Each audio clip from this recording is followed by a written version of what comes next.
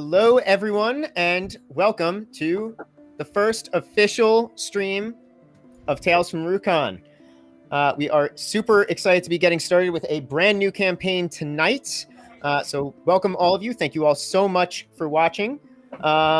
So for anyone who isn't exactly sure what Tales from Rukon is, it's going to be a weekly D&D live stream with this lovely group right here. We are set in a homebrew world called Rukon that I have been playing and DMing in for the better part of 17 years. This group has been playing for about a year and a half now. We've done a couple campaigns and other games in it, and we are excited to start our newest one. So, I am Dane. I'm going to be DMing this. You might also find me on YouTube as Atlas Creative, or my band, Black Lotus, if you're into deathcore and other very heavy stuff. Without further ado, let's introduce the wonderful players in this group. Hey, I'm Dean DeMarzo. You may know me as Longest Solo Ever on YouTube, playing guitar from video games, Sonic and Friday Night Funkin' and all that stuff. Yeah, that's me. Jaydee. Hi, I'm Jaydee. I'm a musician and educator as well. I also stream on Twitch at twitch.tv/bandito_neon. And you can also catch me in the YouTube chat on the same name, bandito_neon, where I play a lot of first-person shooters. So I'm excited to be here. Hey guys, I'm Riley, otherwise known as Kenko on, online games and whatnot. Yeah, I'm just, here to play some D&D tonight. Let's do it. Hey guys, I'm Wes. As you can see by all the musicians around me, it's a very common thing here. I'm also a musician. You might think I'm a guitarist based on everybody else here being guitar. No, I'm a saxophonist. Fitting right in. But yeah, here to play a little D&D, have a little fun, and see what happens. Alrighty. So, without further ado, welcome to the world of Rukon. A vast, diverse planet of wonders with a long history of kingdoms rising, falling, and rebuilding. Lords, peasants, and mercenaries, soldiers and adventurers, tyrants, the heroes who stood to meet them, the simplest of men, the grandest of gods, wars, resistances, rebellions, political turmoil, and unity, the grandest of magics, and the wonders of dragons. Our story begins in an era of peace, 20 years after the end of a 200-year-long Cold War between the Shadowborn Legion of the Obsidian Isles and the 10 territories of the mainland, culminating in the unity of the great kingdoms of the continent of Suran, victorious in pushing back against the invasion that would threaten the peace of the whole world. The past 20 years have been a period of celebration, rebuilding, refugees returning to their homes, a period of new leadership taking hold in kingdoms that needed it, and the prosperity that would come with unity. Many remember the dark days of the war, but many never saw it thanks to the efforts of the great heroes who led the resistance. Within this peace, we find ourselves in Midfall, the largest of the kingdoms of men, centrally located within Suran. As even with decades of peace, echoes of chaos may forever be heard if one listens closely enough. Galadh, you look around you and see you're at the edge of a tree line on a dirt road. In front of you lies a small farm town, wooden shacks and some houses that are a bit nicer than others, but still fairly modest. You assume this is the town of Ekron, where you were sent to begin your mission. It's nearing dusk, and the smell of rain fills the air as it begins to lightly drizzle. A slight mist fills the woods behind you, obscuring your vision past a certain point. You see lanterns being lit in some of the houses as the sunlight begins to fade, and smoke rising from chimneys, while the subtle sounds of crickets, toads, and other forest life begins to awaken in the evening. What do? All right. I'm going to go look around, see if I can find town cleric or something. Okay, so you're just going right into the town? Going straight for it, yeah. All right, there's kind of a big central main road, dirt road, that leads through what appears to be some of the bigger buildings in town. You don't see what looks to be like a specific like cleric's office or medical station, though. All right. All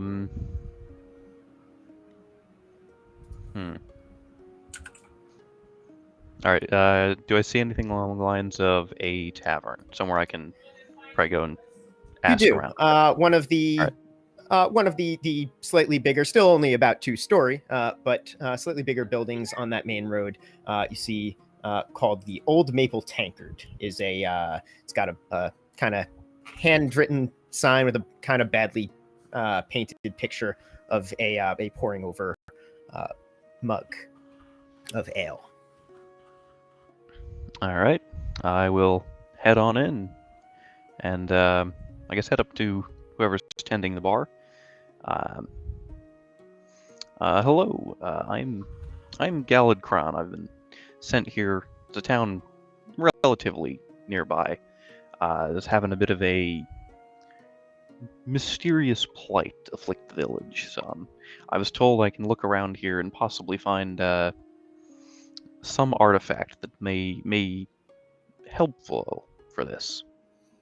So the person that you had approached was a young woman in her 30s, and a short pixie cut blonde hair.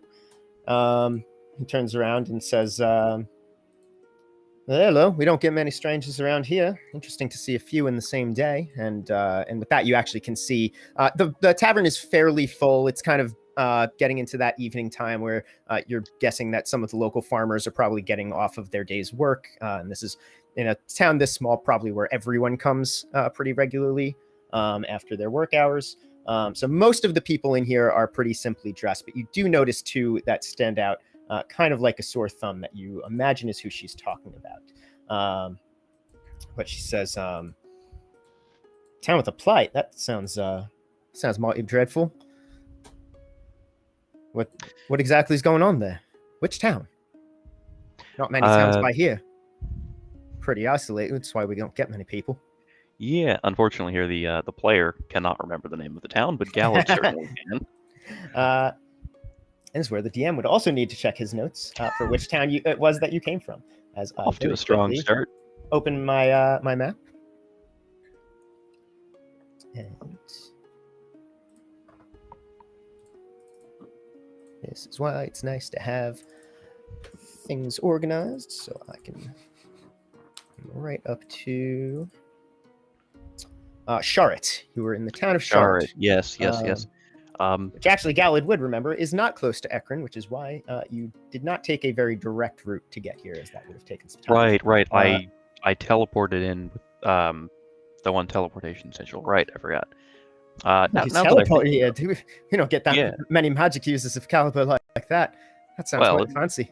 Wasn't necessarily me doing the casting.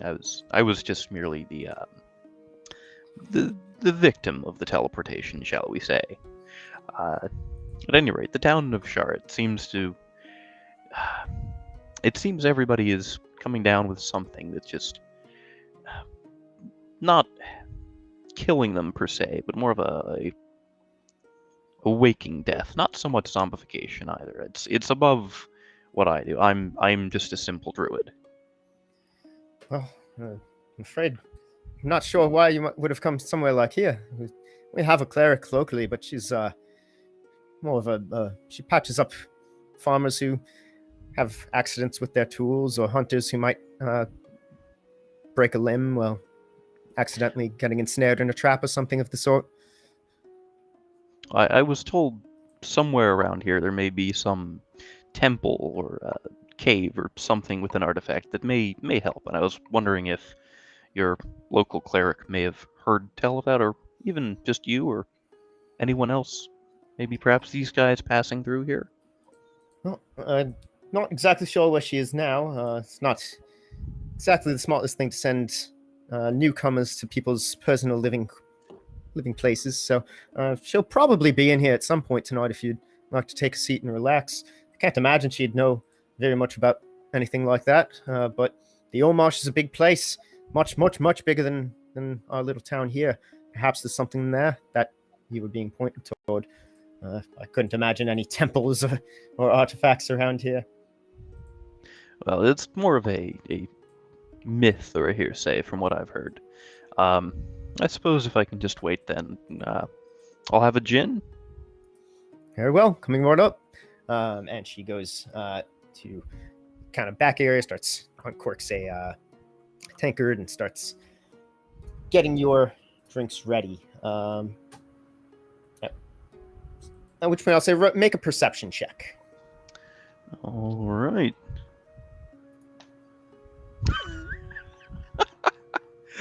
Oh, we're starting out strong. Natural 1. First roll. Brand new dice. Natural 1. Beautiful. That's not good No. for those of you who haven't played. Yeah, for D&D those before. of you who that's an instant failure. So perception with a natural 1, not that it matters, ends up putting me at a +7 total. So Okay. 7 with a natural 1. So you, in I'm a slight curiosity, you figured maybe you'd try and get a better look at the other potential newcomers, but at this point the bar is filling up quite quickly with patrons, and you're not able to get a particularly good look. So I'm going to need both Nikita and Thrag to make perception checks.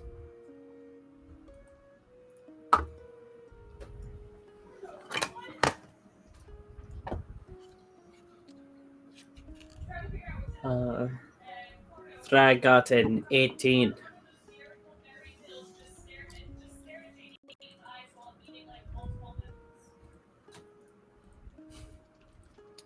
So while Nikita is seeing if he noticed or not, Thrag, you definitely did see, while you've been here for about a day and mostly just seen, again, simple, plainly dressed farm folk, you do see a tall 6'4" wood elf with dirty blonde hair and a goatee and wearing a cloak of bear furs enter this bar. Is very much more kind of extremely dressed than the other people you've seen in the town so far.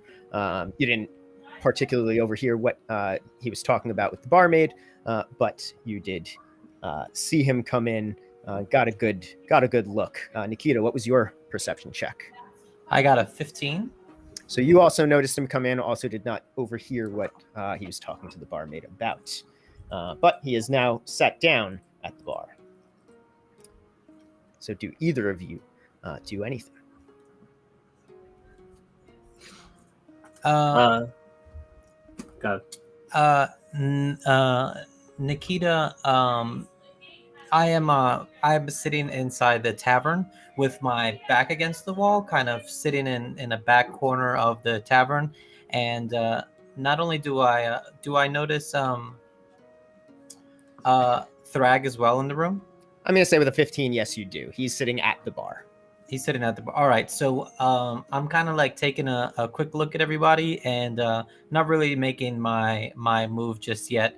And as I kind of just sit back and continue to sip on my ale in the back corner. Thrag, are you doing anything in particular, or continuing to, I assume not sip, but guzzle down ale? Thrag, chugs down the rest of his mug, slams it down on the bar, and slides it down towards where Galadh is, and goes, "You look like an interesting character. I'm gonna come drink with you." And he's gonna come mosey up right next to Galadh.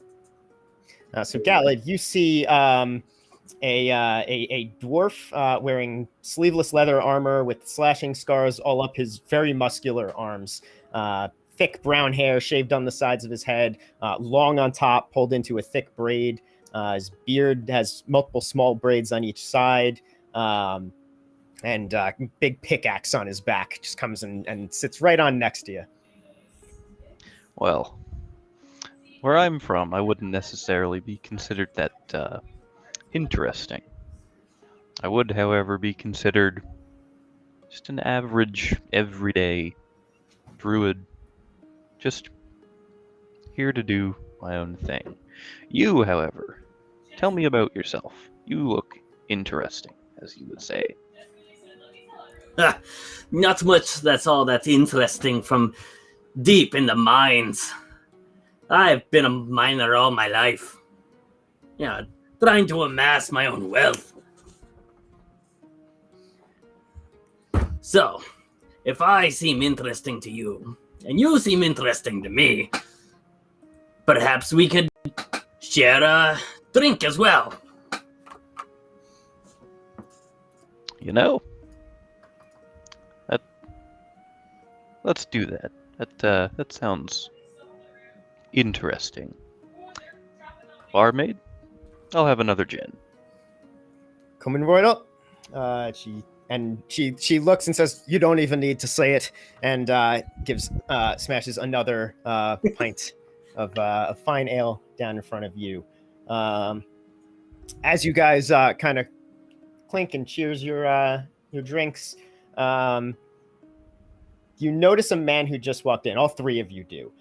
He looks older with a long white beard, bald on top with messy, scraggly white hair on the sides and back. He's wearing a dirty white shirt under a mechanic's apron and a pair of glasses with a cracked lens. He looks agitated, looking like around the room, under tables, including tables people are at.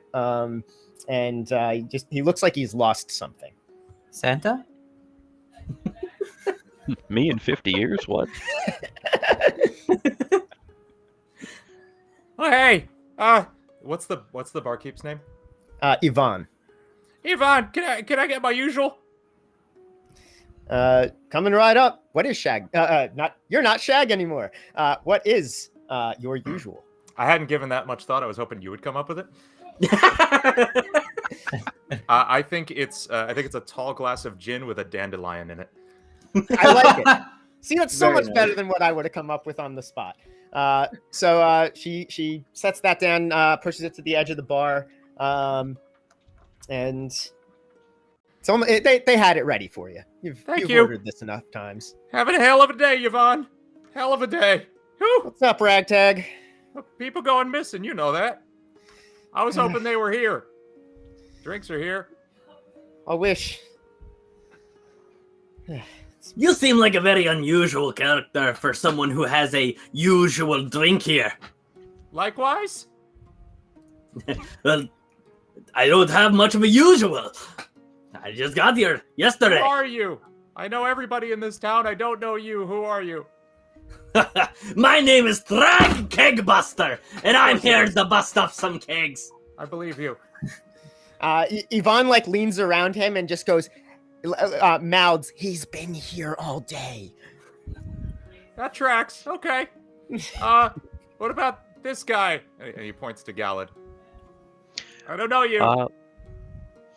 Hello, I'm Galadh Crann. I'm just a humble druid on his way through, just looking for an artifact of some sort to help with a What kind? I plight got over lots in of those. Shard. Supposedly some mythical artifact that will help cure unknown ailments. I got one that'll hold your pants up real good. You know, I may take you up on that. Thrag goes, I like this one. Drink with me, friend. Okay. He cheers. What brings you here, dwarf man? I too have been sent here to come find an artifact of my own. This isn't really an artifact kind of town. It's a small town. I build weird stuff, but that's about it. Well, the artifact that I was sent here to get is not in the town itself, but nearby. Okay. What is it? I might have seen it. I walk around a lot. Well, yeah, I didn't want to Fair spread checks, too no. much. I didn't want to spread too much information about this because, I kind of wanted to keep the money for myself, Not really interested in money, you can tell me. I guess that's what a person who's interested in money would say, but honestly, look at me. It's not happening here. You're an interesting character, that's for sure. Very well. I'm looking for the Rod of Dasus. What? Can you enunciate a little more on the second half So of that? Galadh, you definitely heard that. Nikita, roll perception. And question for the DM while he rolls. I Is heard that what I was rod of looking for gases, as well? and I have some corn that'll really clear that right up. I rolled an 8. Yeah, so it's gotten loud enough in the tavern that from where you're sitting, you can see this figure in this conversation that's now happening, and it's realistically the most interesting looking thing going on in the tavern, but you can't hear what's going on over the general murmur. Are you trying to move closer? Are you interested now, or are you still holding back? I am going to call over the bar. Nikita puts up his arm to kind of call over the barmaid to come over for another drink. She comes over. What can I get for you? I see 3 interesting fellows over by the bar. Do you know anything about them? Well, one of them's Ragtag. He's in here all the time. He lives here. The other two, well, I know that one of them drinks quite a lot and is very loud. The other one, not so much yet. You yourself are some of the interesting folk we've seen here lately. Don't know very much about you either, that I'd be willing to tell you much more than the obvious. I see you're standing right there by their conversation. A silver for their thoughts, perhaps? As I put down the silver on the table and kind of push it in her direction. She takes it, looks begrudging about taking it, but thought about it for a second, and not much I know about, but they're talking about some kind of artifact that they're looking for, and some rod or something. They are talking about someone's rod. That's how it sounds to me. Very well. I appreciate information, and when you get chance, please bring more peanuts. These nuts are fantastic. And +1 to that counter. I'll be coming right up. That was Oh, so and, In case unpleasant, I'm someone sorry. asks me, Very well. Very well done, Jaydee. Very, very good. And You got this. and Nikita picks up their pipe and continues to puff away on it. well, in case someone asks me some silver for information about you, what should I tell them? You tell them I paid silver for their thoughts. That is what you hear, and that is what you tell. Fair enough. And she goes back behind the bar and goes to grab you some more peanuts. So, Ragtag. There's some weird people in your bar right now. Yep. And they've offered to drink with you and talked about some artifacts. And you're having a bit of trouble gauging exactly what's going on. I find it really curious that there are 2 folks here who I've never seen before, and we don't really get new folks here. We're out of the way. We're barely on the map. And there's 2 folks in this bar looking for artifacts, which is a word that doesn't get used often around here. And on the same day, and I gotta wonder. I wonder. So, what why are you? Why the looking? Who sent you? I assume the same person sent you. I mean, that just makes sense. Well, interestingly enough, and I was not expecting this in the slightest, it seems, Thrag, that our destinies may be intertwined for a bit, as I am also looking for that same artifact that you are. As for who sent me, the player has forgotten the name already, because the player has the memory of a goldfish. Game 1. Bennett the cleric sent me on this mission from over in Shared. That wasn't the one who sent me. I was sent in a joint expedition by Yekwil to go find this rod. Okay, where is this rod supposed to be? Because you said nearby. I That was is- sent to look for it in the Oulmarsh. Okay. As was I. DM, who Yes. was it that sent me? I will. I can't find my notes. I'll write it down right now. Sending you that phone now. There you go. Message you on Discord. Okay, great. So, Ragtag, you don't recognize any of those names. No. And All right. Listen, I am already kind of on high alert, as folks have been missing around here. Is it 4 people at this point? yes. Okay.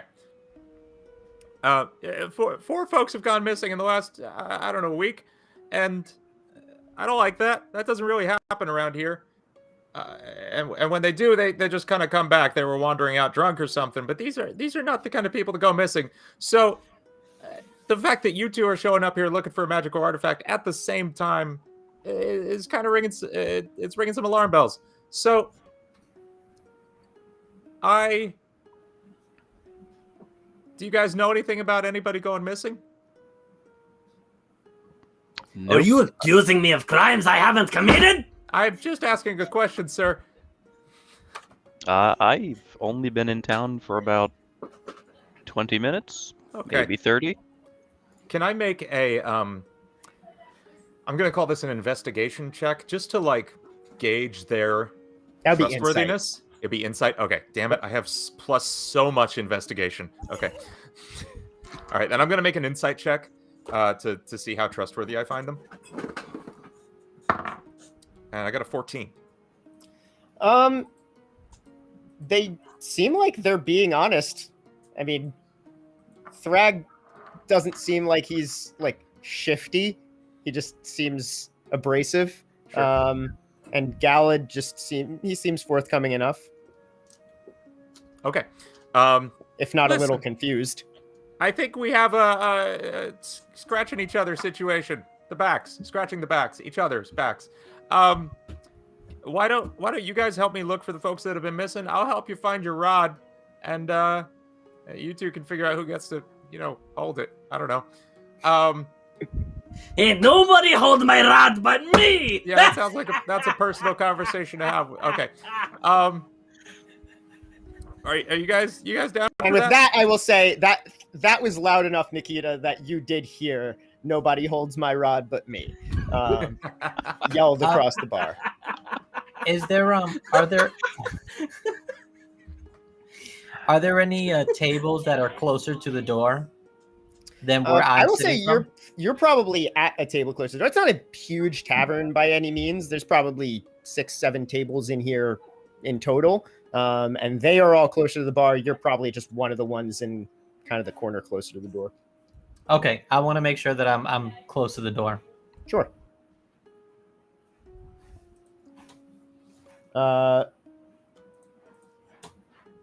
So are you back guys scratching. okay with?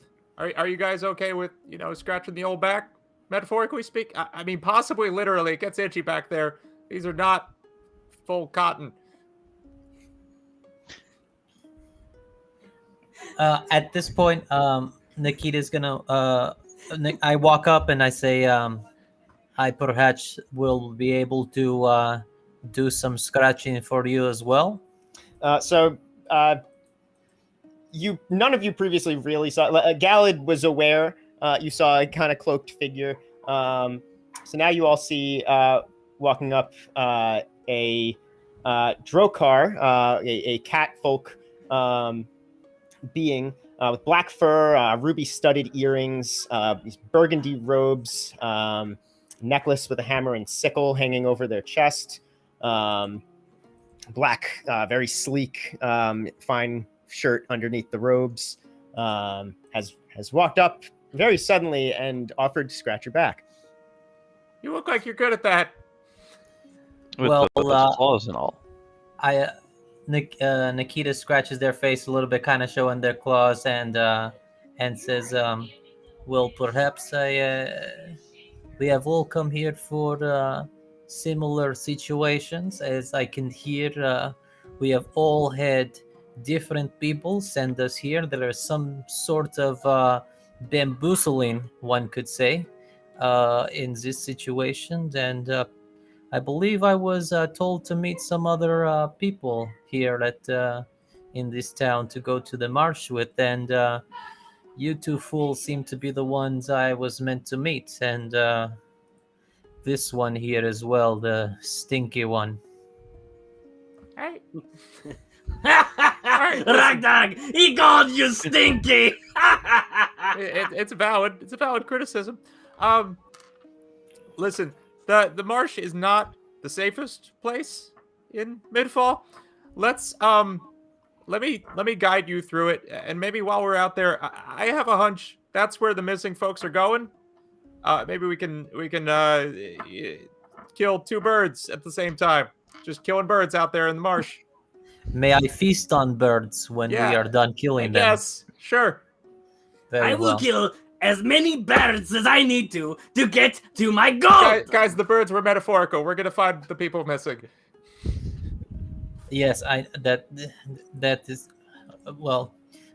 What is the time? I do not wish to be in marsh late at night. I read books before coming, and I know marsh is not the best place to be after dusk.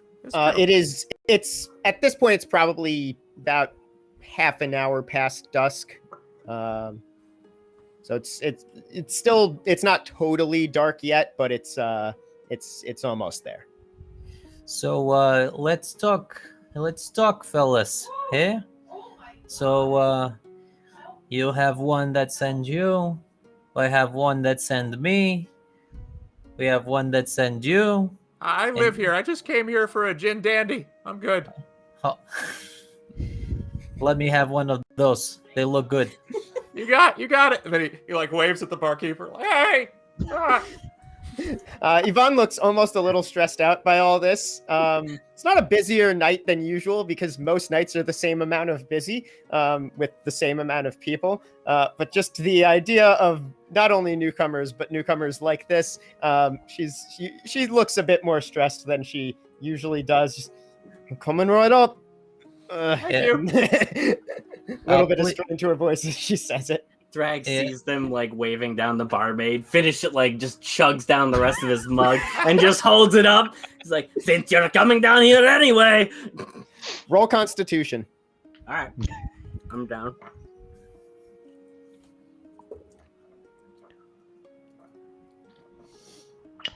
Let's see, that's a 14. Okay. So you all witness this small being consume a rather large pint of ale very, very quickly after he's already been drinking and doesn't seem phased by it even remotely. He's still barely, like, you assume that this is him barely tipsy. He doesn't seem drunk. He just seems abrasive. And it's kind of impressive.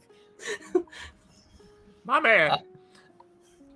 I'm gonna say, Mr. Dungeon Master, do I have anything a little stronger than what he's been drinking brewed up at the moment?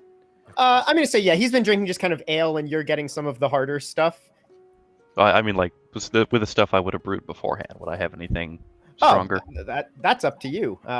Depending on what you would have just brewed over the last week, which probably would have been a little bit less considering what your last week was. But what you might still have lying around from a week or two prior to that. Yeah, so I've probably only got some gin, maybe something more in the wine area. Okay, well. Threat, if you want something a little stronger, let me know. Your name was Ragtag, am I correct? Ragtag Farnswallop at my service, sir. And yours. I am Nikita. That's a fun name. Thank you. And your names were one more times?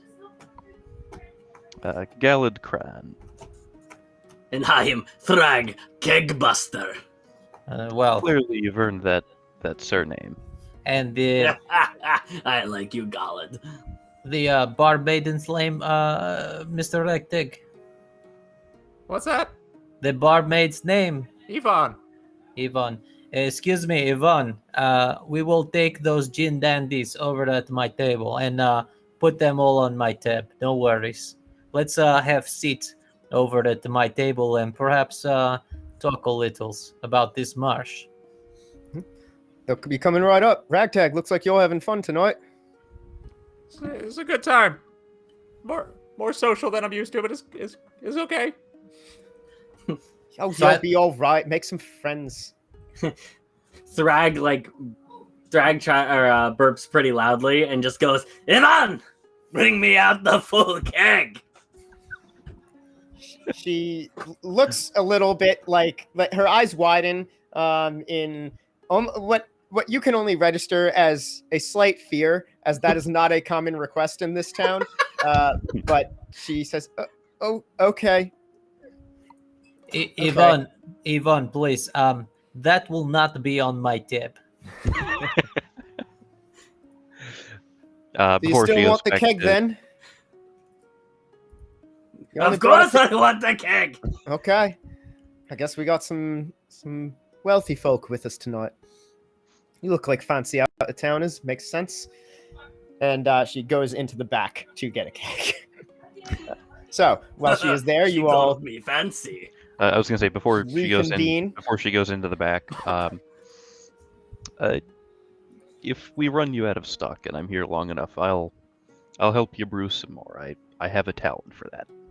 Don't worry, we've been brewing quite a bit for a very, very long time. We're used to the same crowds here. It's a bit more than we usually have in one night, but I think we'll be all right. Thank you for the offer, though. And I will go join the party. So you all now sit around this kind of simple wooden table, a little bit of warped wood and scratched up, very regularly used. Pull up some chairs. Ragtag's is kind of creaky. I was thinking that was Ragtag, not the chair.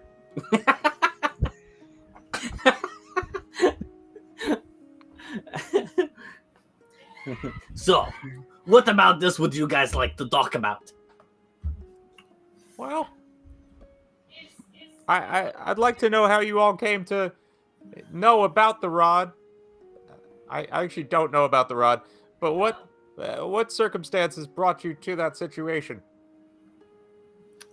Well, I had this man named Vance, and Vance meet me in city, and he told me to come here for a job, and job is to get rod, and rod is in Marsh. That's fair. That is what I know, and I was told I will not be able to work alone, and apparently you three are the ones that I have to work with, which is neither here nor there, I suppose. And Mostly here, I think. What about you, Mr. Beerstopper? It is Kegbuster. Sure. I was sent to get the rod and make some gold off of it. That is all. If I get gold, I'm happy.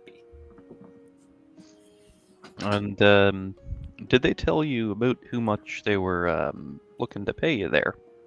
Because I rather need it for medical reasons.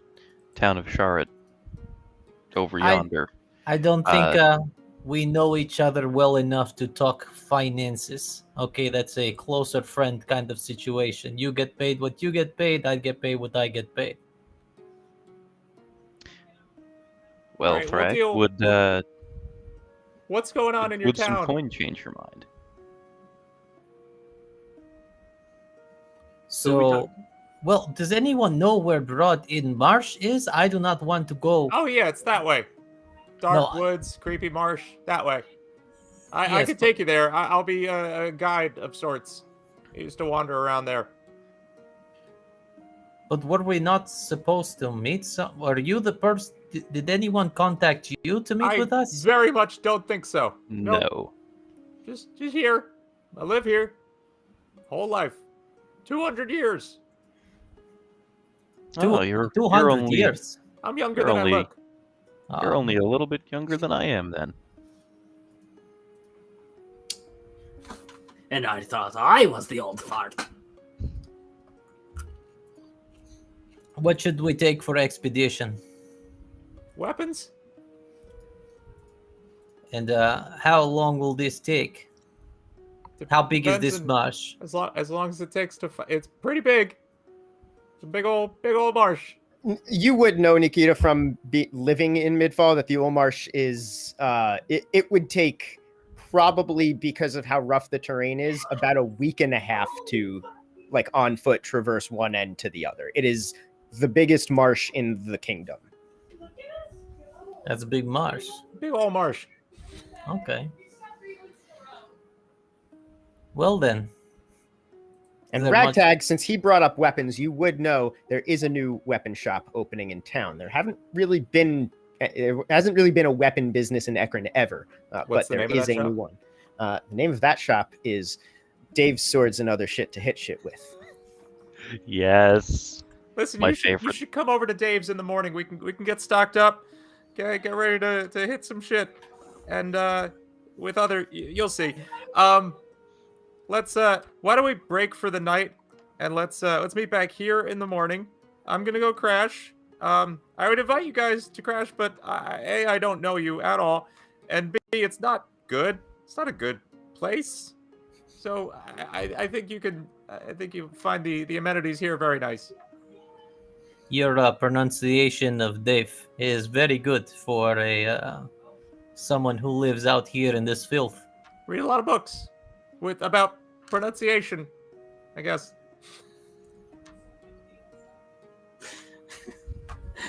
Books Very on well As done. soon as tape. I finish this, You gig, notice he does have kind of a different speech pattern and accent enunciation than any of the other denizens of the town.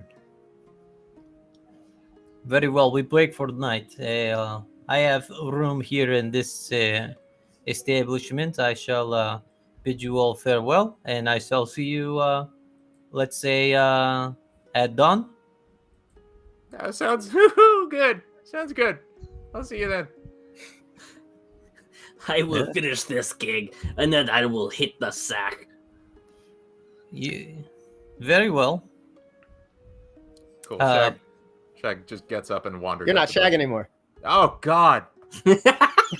I shouldn't have made their Ragtag, names so Ragtag. similar. Yep.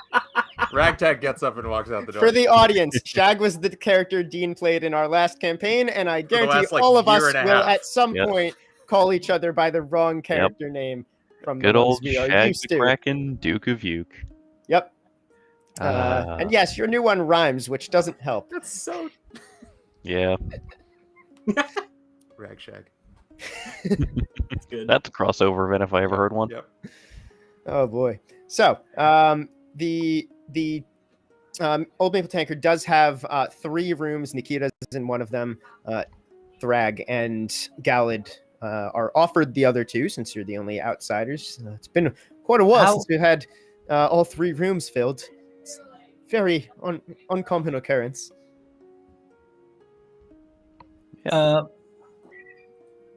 How busy is this? Is the tavern still? It's only been about maybe half an hour, 40 minutes of you guys hanging out, conversing, etc. So it's still fairly early evening. You know, it's probably just fully dark. So it's still fairly busy. No one's really packed up for the night or anything. Could I Ragtag's leaving, right? Yeah, he's stumbling out the door. Not because he's drunk. That's just how he is.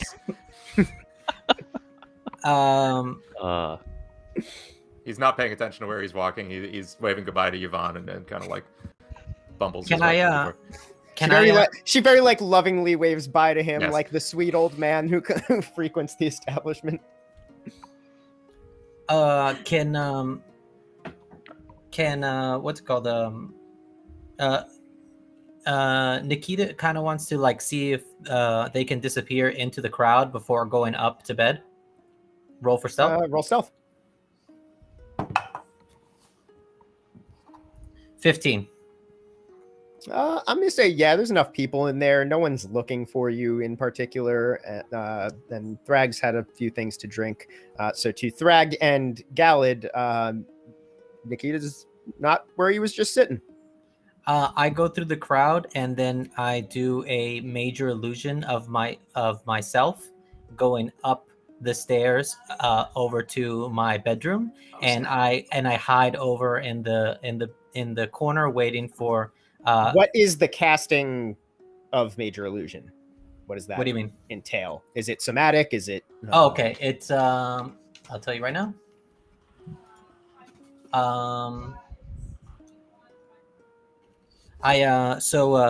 As Nikita goes off into the crowd,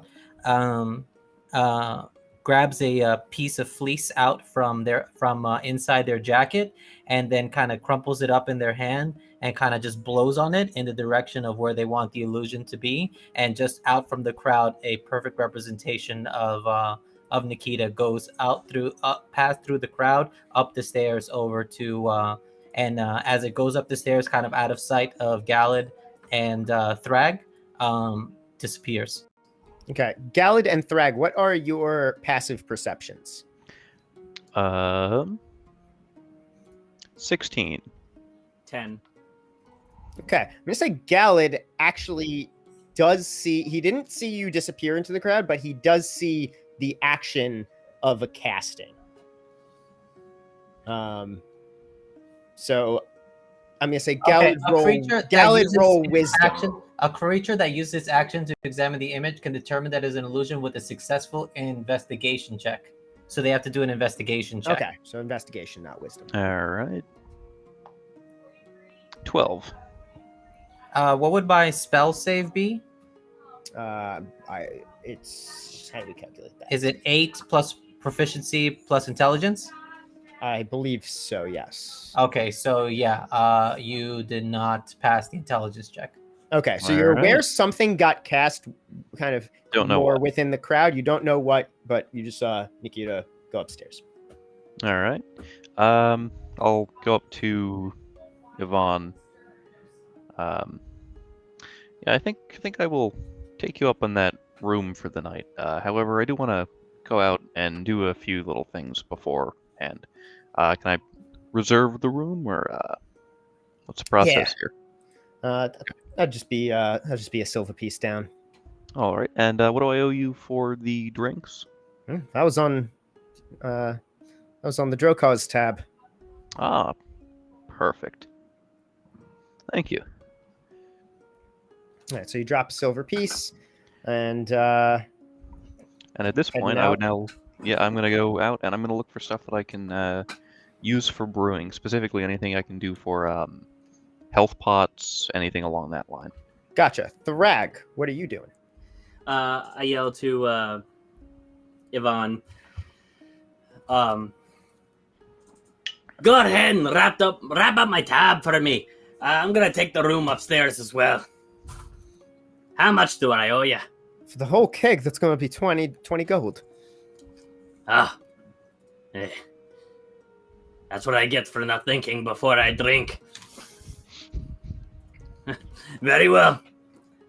And Finely crafted. It is good ale. Better than you were expecting from a tiny backwoods town. hell yeah, buddy. Usually I'd have another keg or so, but not tonight. So roll another Constitution save because you drank a whole fucking keg.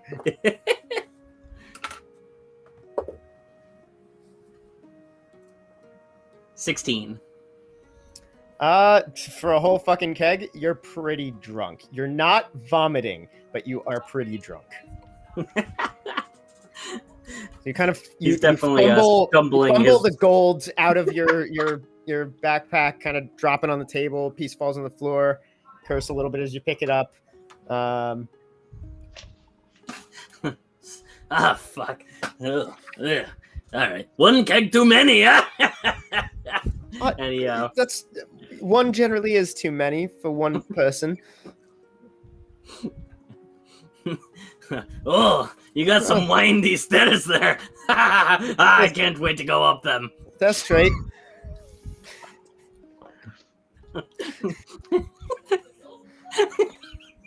It is. It's a straight up staircase. Do they have a guardrail on the side of their stairs? No, it's. Thrag definitely, no fantasy Thrag definitely OSHA. goes up. Roll Thrag dex. goes up about 6 stairs, falls off the side of the stairs, picks himself up and goes, these are tricky, and then goes up them again.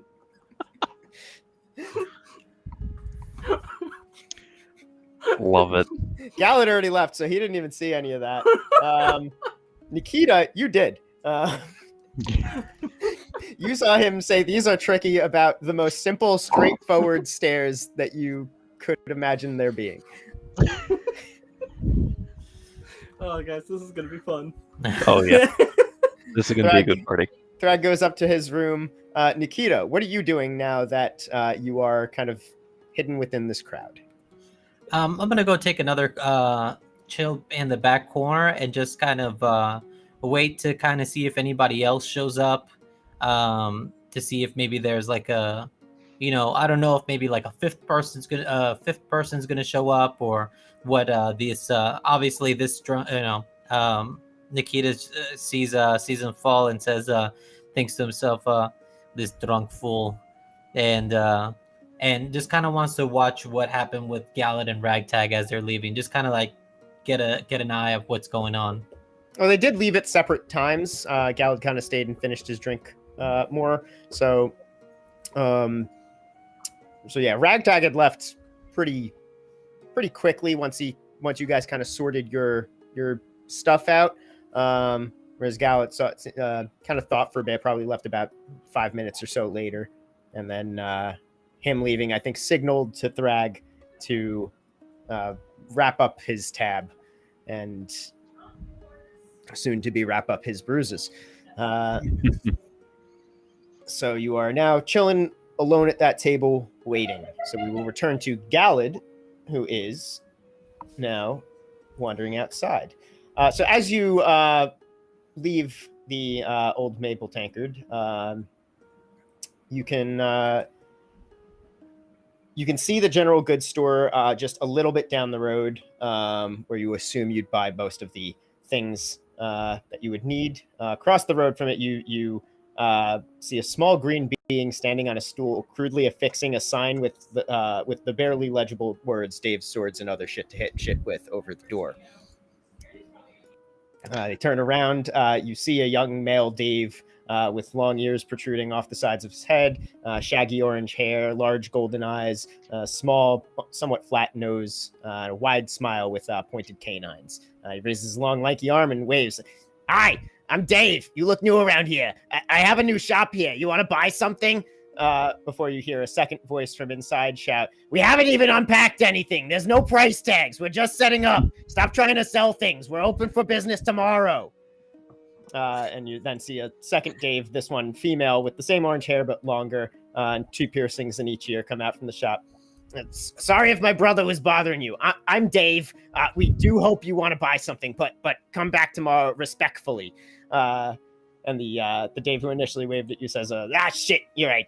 Sorry, I'm just so excited to be open for business." And looks back to you and says, "I just make the swords and other shit to hit shit with. I'd probably be a mess if my sister wasn't managing things. Hope to see you back tomorrow." And briskly walks back inside.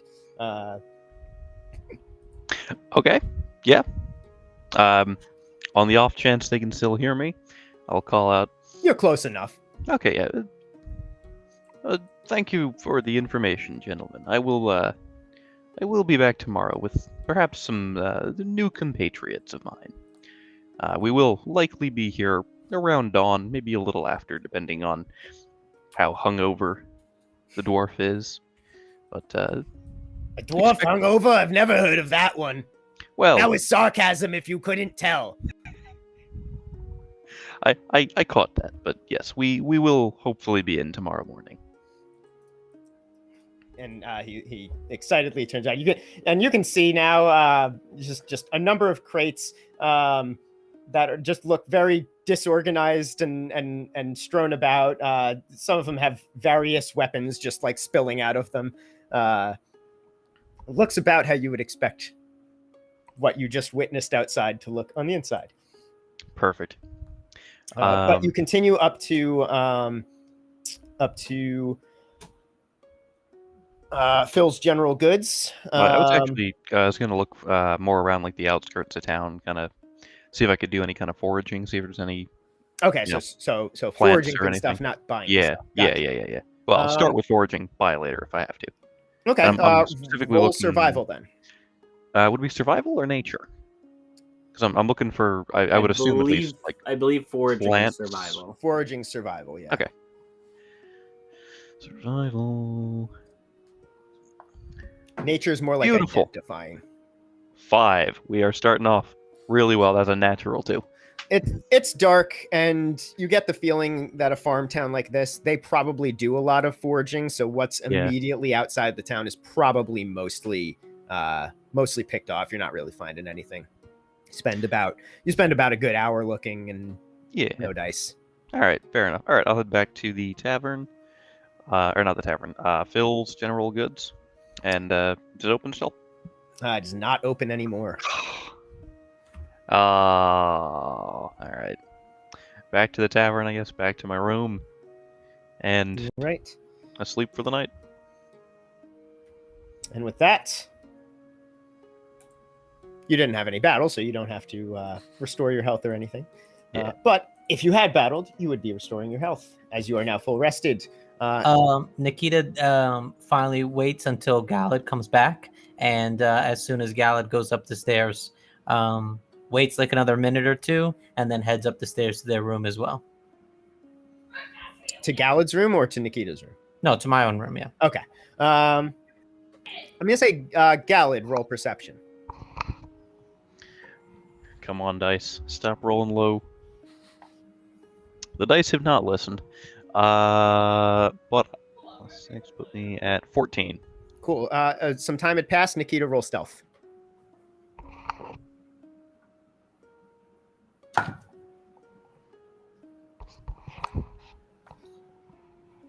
$20-something. Okay. So Galadh, you did not see Nikita waiting for your return or following you back up the stairs. So you all go to your rooms for the evening, get a good night's rest, and it is now the very early morning. Nikita, I wake up and I do a little grooming. I lick my paw, just clean myself, look in the mirror, and kind of get myself a little bit well looking, pack up my things, and head downstairs. I say, "Good morning, Yvonne. How oh no, you are. Is still Yvonne? Is the barmaid? It is. Yeah, it is Yvonne.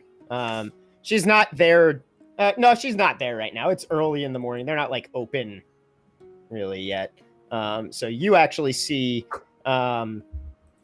if there's no one there, I'm gonna look around. Nikita looks around and says, no, there is. You see now a kind of heavy set, average height guy in his early 50s, kind of salt and pepper, short hair, goatee, who you did see last night, kind of in the back, periodically.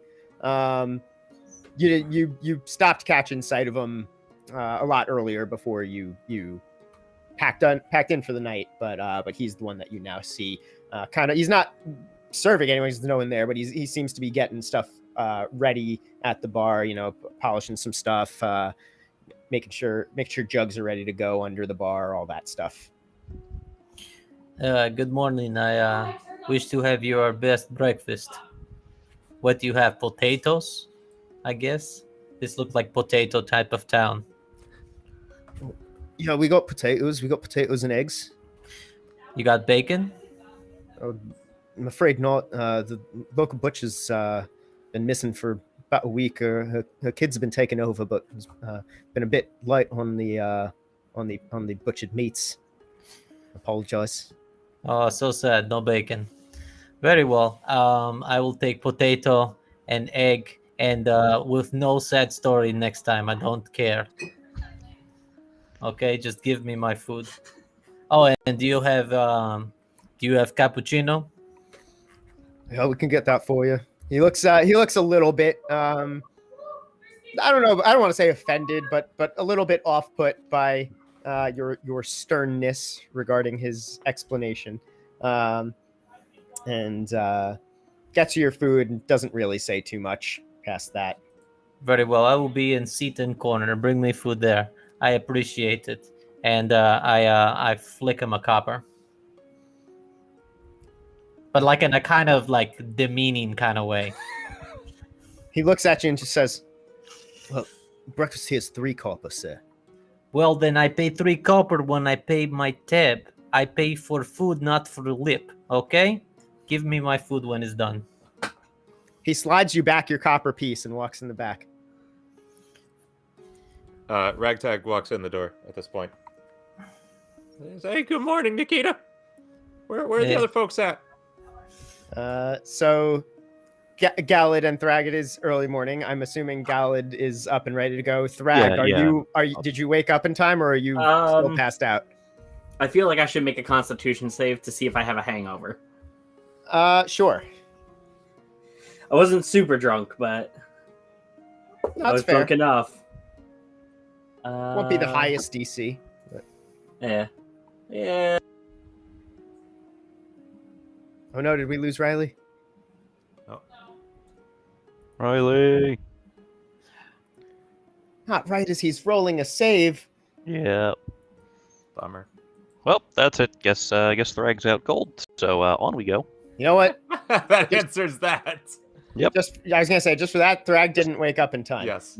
So We are not the U.S. three of Marines. you- We leave a man behind. Ragtag asks, "What's the waiter or the barkeep right now?" So you know him. It's the kind of assistant brewmaster. He's the son of the owner. His name's Eugene. Okay. Says, "Hey, Eugene, where's the dwarf staying? Which room?" I think he's up in room number 2. Okay, thank you. And Ragtag walks up the stairs, and as he does, he stumbles over. He's kind of twistier than I remember. Okay, and he heads over to the room, and just kind of gently touches his hand to the door and walks away. And the door starts emitting like an alarm sound, just like. And he walks back downstairs. I think that's going to be the signal for Galadh to come out of his room. 'Cause he would not have been he would have been awake, but he probably would have been just prepping spells. Mm-hmm. So I'll poke my head out of the room, look around. Do I see anything? You see, I'll say you see Ragtag, like just as he's getting to the bottom of the stairs, walking back down into the bar area, and you can now see the door of the room next to you that Thrag was in, blaring. He doesn't seem to be back yet, so he doesn't seem to be awake yet, which is impressive. Yep, it's probably Riley messaging us on Discord. No, that was me. No, it's Dean messaging Riley on Discord. Can you guys hear me at least? Now Yes, I hear we can hear you. Okay. You're live. I don't know what's going on with that. Sorry about that. All Yeah, so Thrag hears the blaring alarm that is now in his ear. By the way, my save was a 14, in case you didn't grab that before everything died on me. You're only a little bit hungover, but the blaring alarm is now giving you an absolute migraine. Sorry. Thrag goes, "What in the bloody hell is that? Turn it off!" No one heard that. 'Cause we're all down. Thrag gets up. Wow, this thing really does not want to work right now. So yeah, Thrag gets up and comes downstairs and be like, "Who turned on the bloody alarm?" So yeah, you see Thrag angrily stumble down the stairs. Well, it Almost wasn't me. trips, but not quite.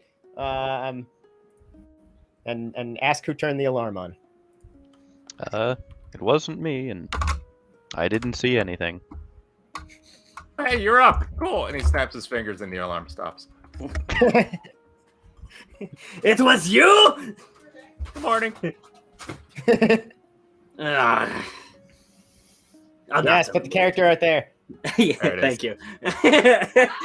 Sorry for the technical difficulties, And it's in everyone. live. So yeah. Fix it in post.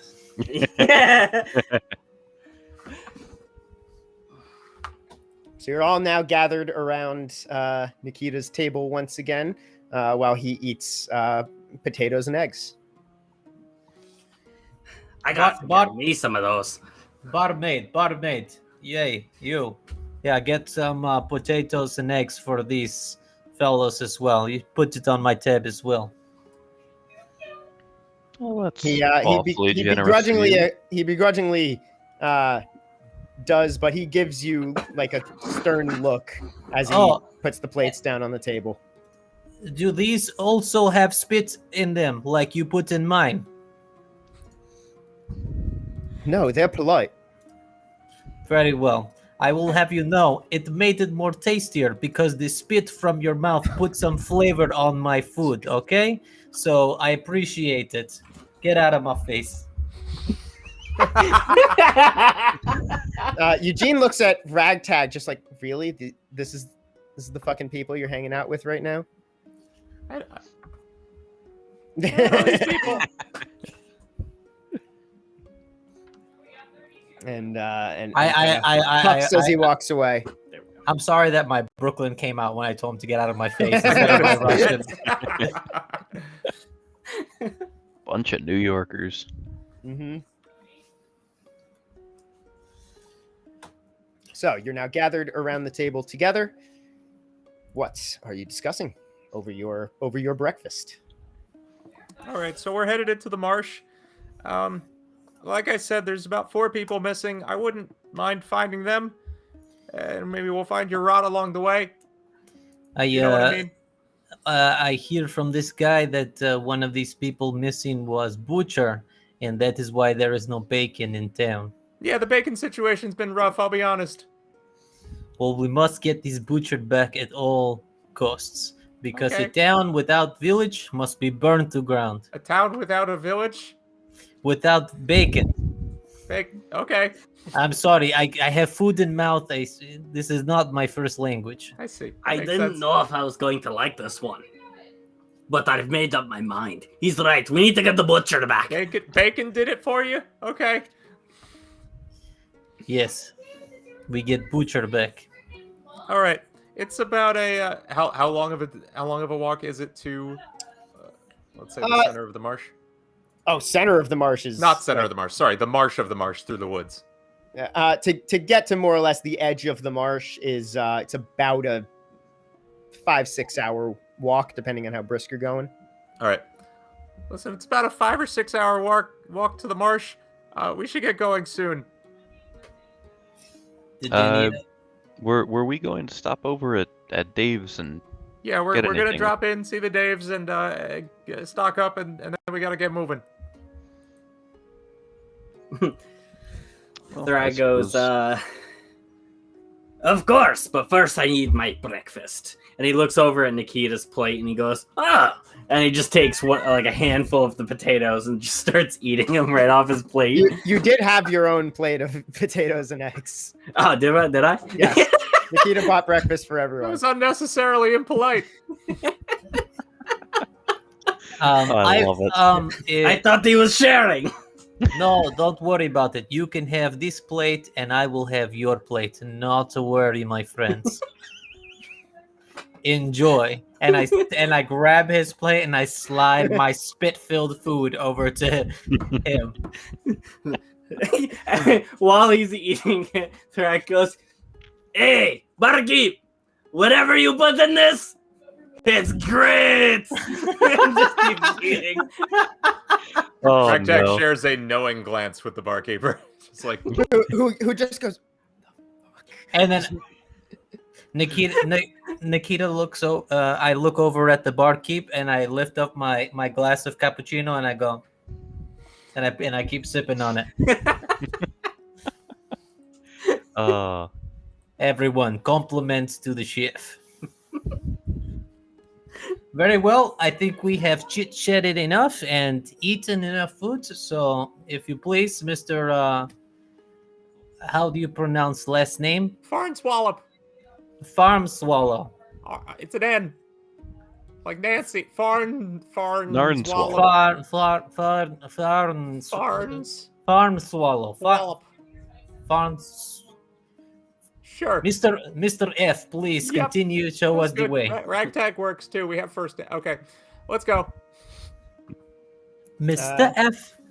I thought their first name was Rag. Tag. Oh, Tag. Here we go. Let's I go. thought it was just Rag, and your last name was Tag. Nope. I like this. So you guys are heading to Dave's first, different store first. Let's go to Dave's. Okay. Yeah, right. Hit Dave's. Drag licks the plate and then gets up to come with them.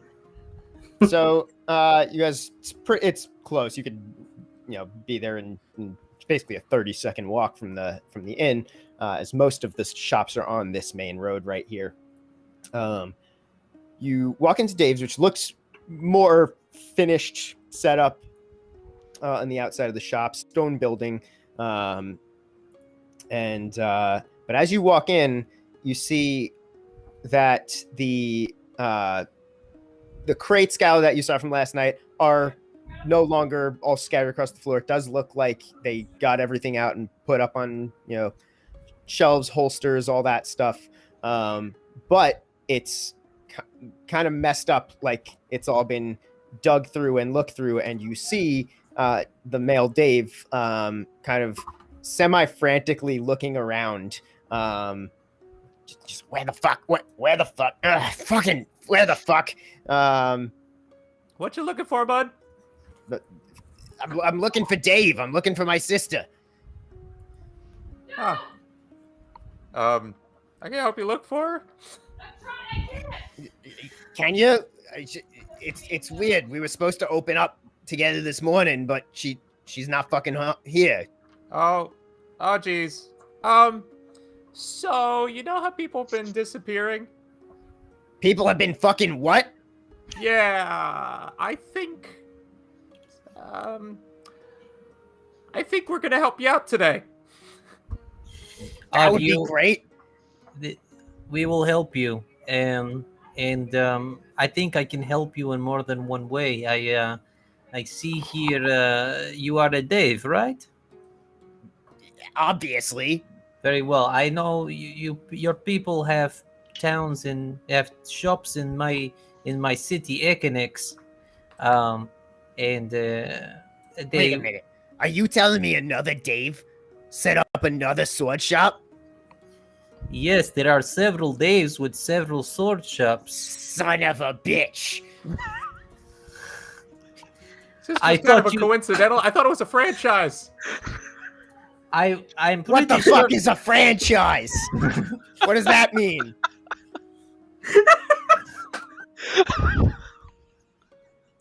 I love it. It's so good. Are you telling me you do not know Daev? No, I don't know who the fuck Daev is. But Daev of Ekenix, he tells me of all the Daevs all around. I hang out in his shop all the time. My father delivered fabric to him. You do not know Daevs. You think we're all the same? Well, if you all have name of same shop. I'm just saying it's coincidental. Okay. Let's buy stuff. Listen. You're talking about Daev. I'm Daev. Good point. You are Daev and he's Daev. I understand that. There you go. Now you're fucking getting it. Sir, I do not wish to insult you. Yes, there is Daev and there is Daev. There is two different words, two different names. I do not see the difference. Well, Daev, I would like you to have my father's card. He has the finest quality fabrics that you can find anywhere in Midfall. Anything you need, we will have delivered here. I will leave you his card, and then you may call him anytime you need for any of your fabric needs. We deliver all over Midfall. He looks at the card, looks back at you. But I don't sell fabrics. Well, what do you not think that they need fabrics to clean swords when they take off the blood of their enemies? You need but the finest quality of fabric to clean sword. What, do you use just regular rag? You just hang up your sword all over the place? I don't clean their swords. That's their problem. That's what I'm saying. You have another item to sell them when you sell them the axe. You sell them the sword. You sell them the body cloth to clean swords. Best quality. I tell you. Listen, cat person, Nikita. Thank you, Kanita. Are you gonna help me find my sister or not? Yes. I am simply telling you. When you get her back, you will make lots of money with this cloth. Okay, I make swords and other shit to hit shit with. And then fabric, not really very well, Dave. I try to make you very rich man, and you do not want to listen. So we shall find your sister. That's all you seem to care about. Okay, we find sister. Oh my God, everybody Seems with like their reasonable problem. priorities. Maybe so like fabrics. Everybody with their problems. Hey, we all got problems, you know. Does anybody need to buy a sword? I would love if one of you would buy a sword. Yes, buy swords. Barbarians with your swords. Armor? We all good? Um, I need some light armor. What do you got in light armor? I have some leather armor and some studded leather armor. What's the leather gonna run me? That's a good question. Hold on. as he rummages This is like through Retail his... 101. You should really have a price sheet or some tags. That was Price my tags sister's are pretty job. good. He's digging through Price papers. tags are pretty right now. convenient. You can just look right at it and see the number on the thing. That was, Meanwhile, in the Really reverse saves us shopping this whole episode, interaction. This is fucking. you're talking to the wrong Dave for this. It's very obvious. We need to speak to Dave. It's a good point. Exactly. That's why we need to find her. When we find her, I will tell her importance of sword cleaning cloth, and then maybe she explained to you. You do not seem to get it. Could be. Well, if she was so smart, she would not get herself kidnapped. But I did not say that. Okay, I found it. I found the sheet. After rummaging frantically. Leather armor. Leather armor is 10 gold. All right, I'll take it. He gives him 10 gold. Cool. He hands you some leather armor. Sweet.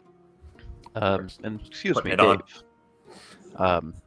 My old blade is a little bit worn out at this point. Would you happen to have a kukri in stock? I have exactly one kukri in stock, 10 gold. Can somebody explain what a kukri is? It's a... I mean, It's I like know, a- I'm just... I It's just like feel a other curved people might not. sword that points the wrong direction. Yes. So, like, if you think about, like, you hold a sword and it would curve kind of towards you, and the outer curve is like the sharp part. It's like it's backwards. Huh. Curved swords. Curved swords are almost as funny as rods.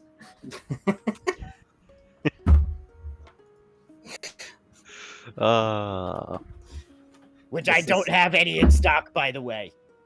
We are a new store.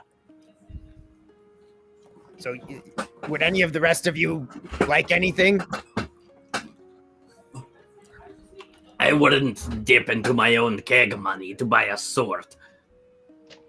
I have more than just swords. The store is swords and other shit to hit shit with. I have other shit to hit shit with. I'm pretty good. Thank you, though. I've got my pickaxe. I'm fine. All right, let's head over to the general shop. I gotta get some supplies. For some spellcasting stuff. Excuse me, Dave. While we go find sister, will you do me one favor? Probably Oh my not. God, but- if you say one more word about a cloth. No, not cloth. I did not pay for the hotel, and will you go pay my bill if I leave you cash? Buddy, it's my first day running my new store, and my sister, who's supposed to do most of that stuff. Okay. I Sad don't have story. time for errands. Sad story. Okay, never mind. I apologize. Okay, goodbye. You do know we're like 2 buildings over. I do not know how far we have walked. This town is one building, next building, all look same. It would take you roughly 12 seconds to get there. Very well. I go back to the store and I look at Ugly Man and I pay him what I owe him. All right, quickly, while he's gone, everybody leave. Where are you all going while he's gone? I'm gonna To head the over general to store. the Okay. general store. So you all go across the street to the general store. While Nikita is going and paying for all of your drinks and your room, it's gonna run you 2 gold.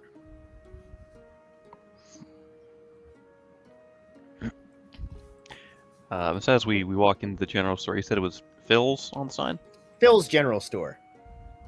Okay. I walk in, I presume I see Phil behind the counter, or someone who looks like they could be a Phil? Yes, you see two humans, a kind of 6-foot man in his early 50s, kind of broad-shouldered, messy short brown hair, thick beard, large glasses, and a woman similarly aged, kind of average height, long brown hair, but with pink highlights, like a spunky, artsy older lady, who looks up at you with bright blue eyes and says, "Welcome to the store. How can we help you?" Hello. I'm looking for some supplies to work on brewing some stuff, whether that be health potions or various alcohols, really just anything you might have that I could use to brew stuff. Well, we have thinking of things here. Let me look. Let's see. We have some flasks that can certainly be used to hold some of your liquids for brewing. We have a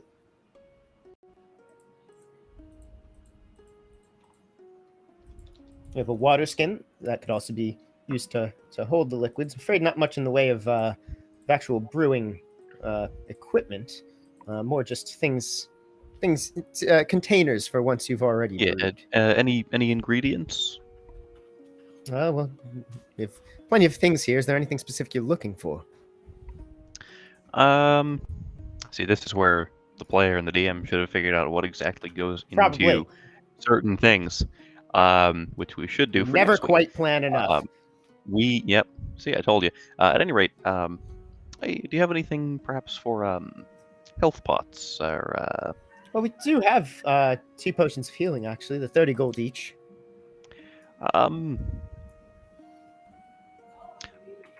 I could buy one of those. I'm not quite as well off on money at the moment as I would like to be, but I do have considerable experience brewing both as potion master and more alcoholic type drinks.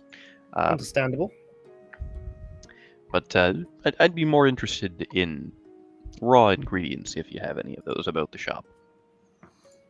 Oh, I'm afraid we don't have too many of those more handy items for some of the farmers around here to help with their work than ingredients for brewing.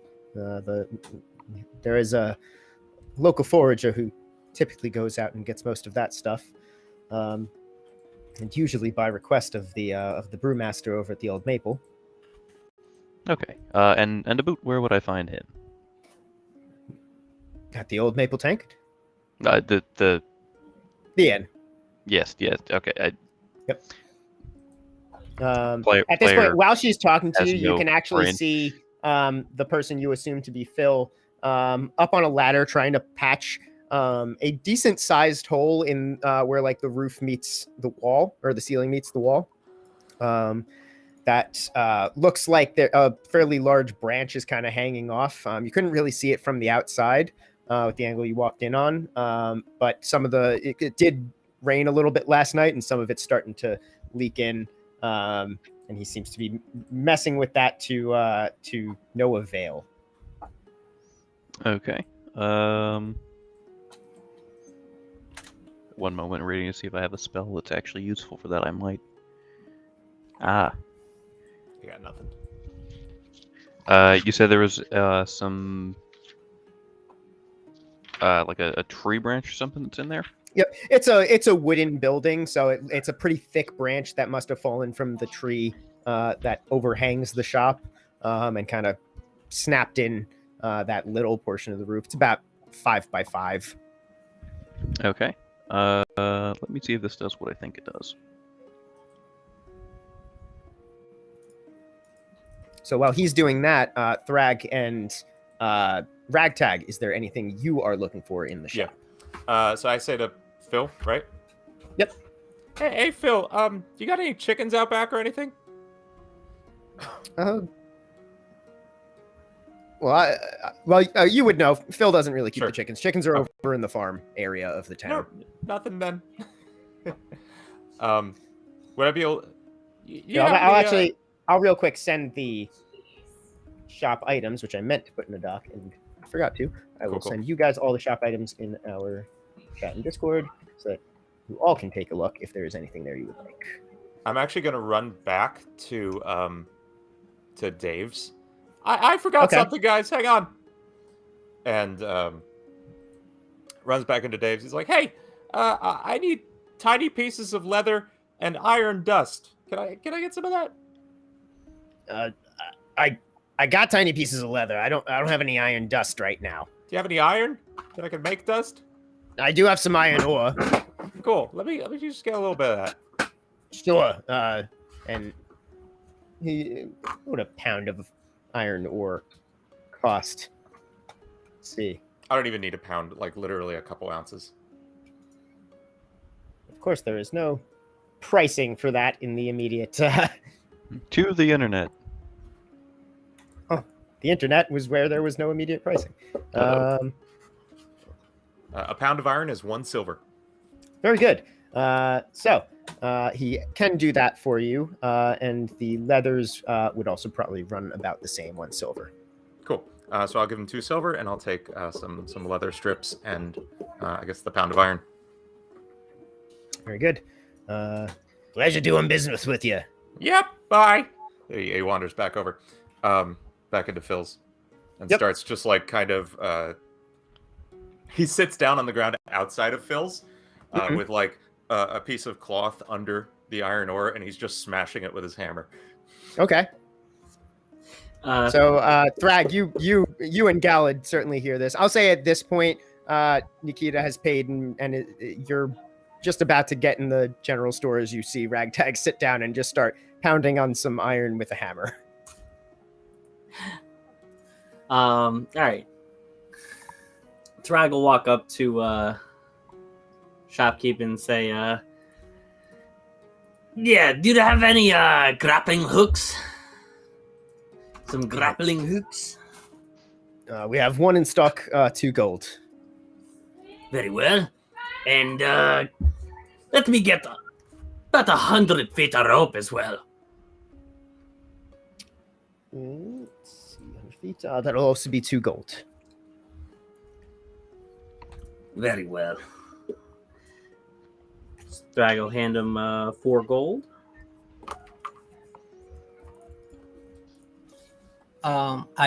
Nikita walks out of the bar and is able to see this smashing going on in front of the general store, and realizes like, okay, that's where we gotta go, and walks over towards the store, goes in, sees everybody buying some stuff, and quickly says, "I see a tree fell in the house. It was not happened to be hit by lightning. Was it by any chance?" I'm not sure. I just came in the morning and it had fallen overnight. Oh, well, there was no storm last night. Very well. Okay. It did rain last night. It wasn't like a hurricane or anything, but it did rain. It was a little bit of a storm. Do you mind if I take branch off of this then? I try my best. Be my guest. Very well. I cannot help you. I see I have claws. I cannot lift, but I wish you the best of luck. and grabs a twig off of the thing and sticks it in their pouch, and says, "Well, you got some copper wire? I just a little copper wire. I'm afraid we don't. Sorry. No copper wire. Okay. And then you got a little bit of cloth, fleece. I need fleece. Oh, yeah, we have some fabrics. No, I need fleece. I'll say yes, they have fleece. It's not specifically listed, but that is something they would have. So I'll say fleece would be like, how much of it are you looking for? Fleece should be cheap. Fleece is cheap. Give me a handful. What's that? 2-3 coppers for a handful of fleece? Yeah. Okay. Here's 5. Grabs a big thing of fleece and just kind of sticks it in their bag, and it's don't take too long, guys. We need to hit the road, and goes back outside. So Ragtag, what are you doing hammering this iron? Ragtag is smashing the iron into dust, which is a material component that he'll need for something later. But in looking up and seeing Nikita talking to the guy he's trying to like remove a branch that's fallen into the building, yeah, he's trying right? to like use stuff to like push it out from the hole, and like trying to at the same time use like buckets or something to catch some of the water that's falling in, but he's not very successful. Ragtag grabs a tiny leather strip that he just got. Mm-hmm. He says, "Hey, hang on, take a step back, okay, buddy?" He steps down. And he bends it into like a cup shape, and holds it up and wiggles it, and then it just disappears, and the tree weighs less than 500 pounds. Yeah, it's a pretty big and thick branch, but I'm gonna say probably less than 500. Cool. It just levitates up and off, and then falls harmlessly next to the building. Cool. You're welcome. Now, and he goes back to smashing his hammer on the rock. So there's now a kind of open hole there. Nikita walks right back in. I walk back in and say, "Oh, I forgot one thing. Butter. I need a stick of butter. Regular price, 5 silver pieces for 1 stick of butter. Yes, is that the regular price? We don't have butter here, but the bakery probably has butter. General store has no butter? Very well. Okay, we go to bakery now. Oh my god. They ain't got nothing in this town. And heads back outside and looks at Ragtag, and I look at Ragtag and say, "That is a good bit of magic you do there for lift. Quite impressive." Oh, thanks. I don't know. Found it in a book. Comes in handy. You have books still? Lots of books. You have A lots bunch of of books. books. Oh, very well.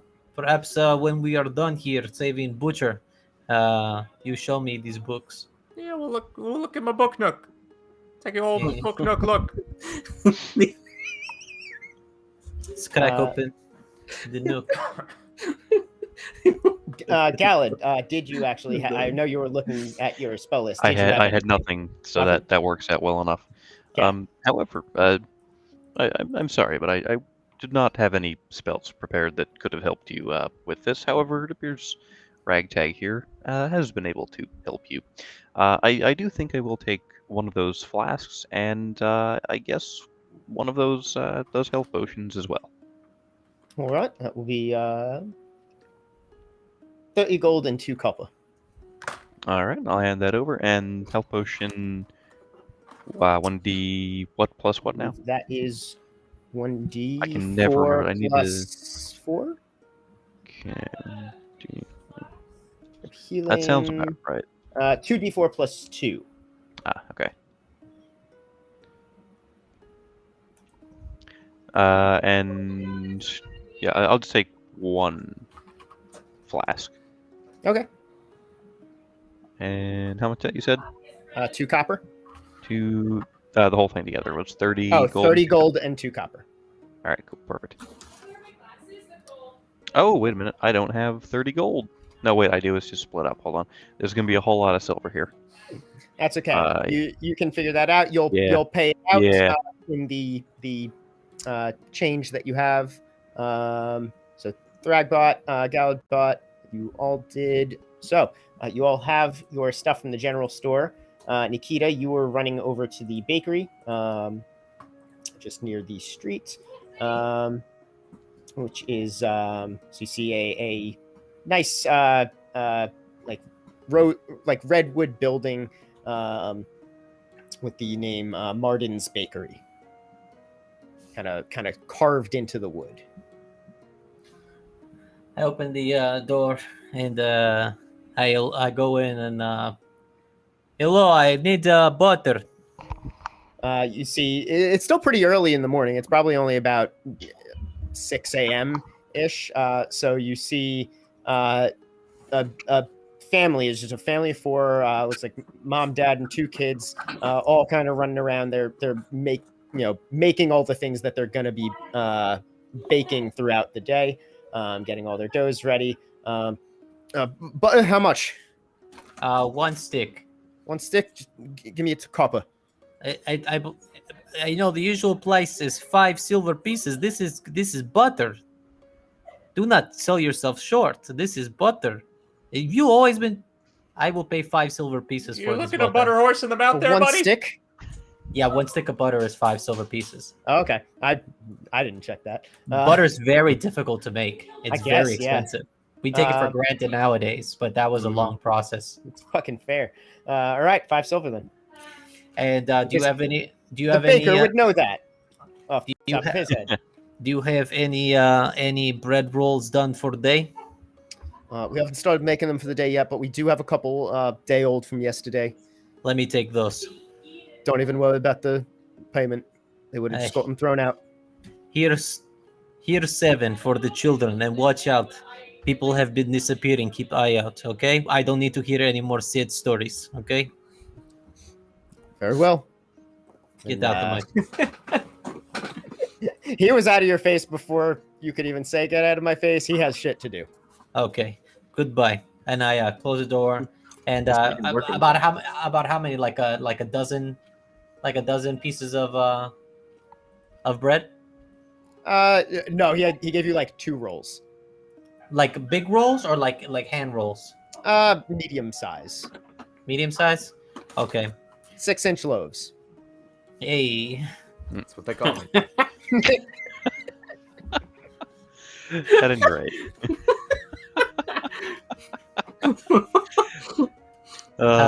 See, the loaves part is what I'm questioning about them. Don't worry about it. Don't worry about it.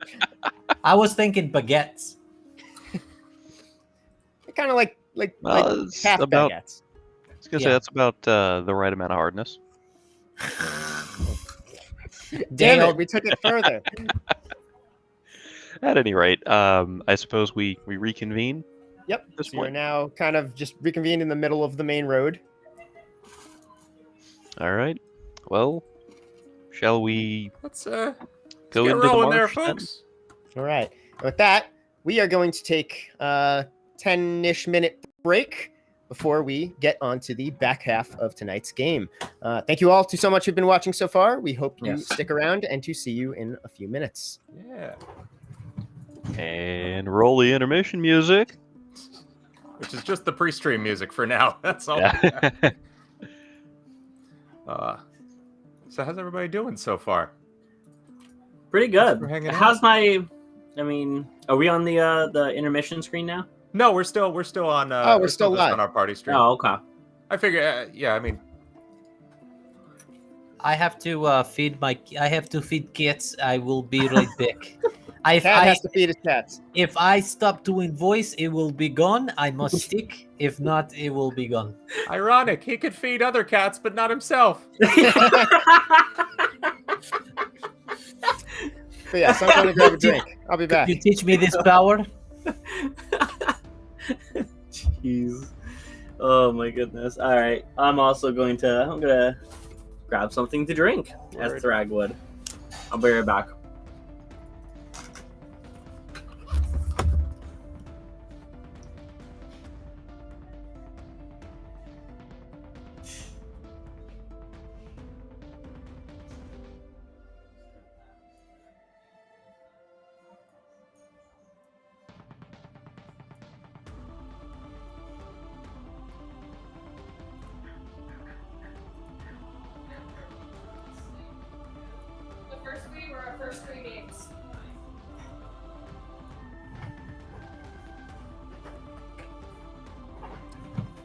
So how's everybody in the chat doing?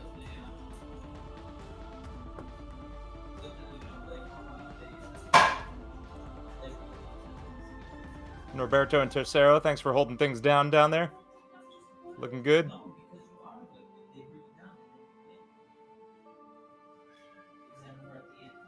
I'm just filling in everybody's pictures for when I need them. I'm not going anywhere. Stuck in this chair, physically. Big picture of Nikita.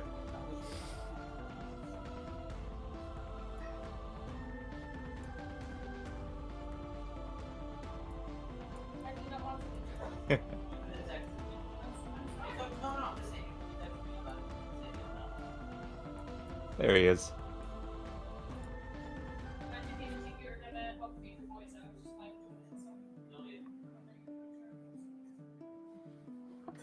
What's up, Subby? Wes stepped away for a moment. He'll be back in a minute. Yeah, we're having fun so far. This is good. So for some background, we've been playing together as a group for the past year. Oh, Wes is back. Yeah, I'm back. Hello, Wes. Yo. So yeah, we've been playing together as a group for the past year. Right at the beginning of the lockdown, Dane, our DM, who we've played together before, particularly me and Wes and Riley, who's playing Thrag. The three of us, along with Dane, had a game going at my house, actually, in person. Yeah, what, 2018, I think? Yeah, was when we a started long that time one. ago. I think we played, 6 games together? Yeah, some Over the course of, 2 years? Yeah, it was a bit, yeah. There was some time in between. Remember when we fought Santa Claus? That was great, yeah. At Easter? That was good. So we started out playing The Lost Mines of Phandelver. We got very sidetracked, and then for Christmas, I wrote an encounter where they'd fight Santa Claus and his reindeer, and Rudolph had a firebolt attack. It was great. It was fantastic. You did murder Santa Claus, so that was something. You set one of several forest fires that you set during that campaign, which was good. Not you. I think it was specifically Riley's character. So we played together in person a few times, and then at the beginning of lockdown, Dane was like, "Hey, I'm getting this group together." Dane and Jaydee here playing Nikita had played in a band together.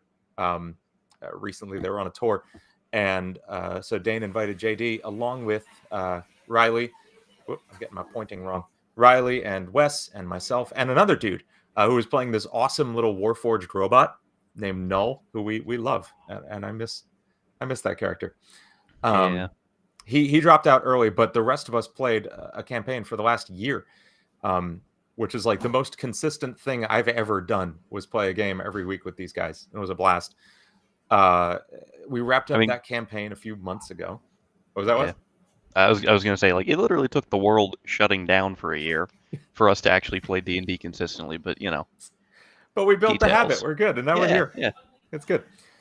And we had a blast playing through that. We really fell in love with our characters, fell in love with this world of Rukon, and so we decided to take the next one online and have some fun with this. Hey, what's up, everybody? All right, and Thrag is back. Oh, Norberto, Warforged are they're basically like steampunk magic robots. It's not quite like 40K. They are entirely. I actually don't know Warhammer 40K very well. What's happening, Tercedo?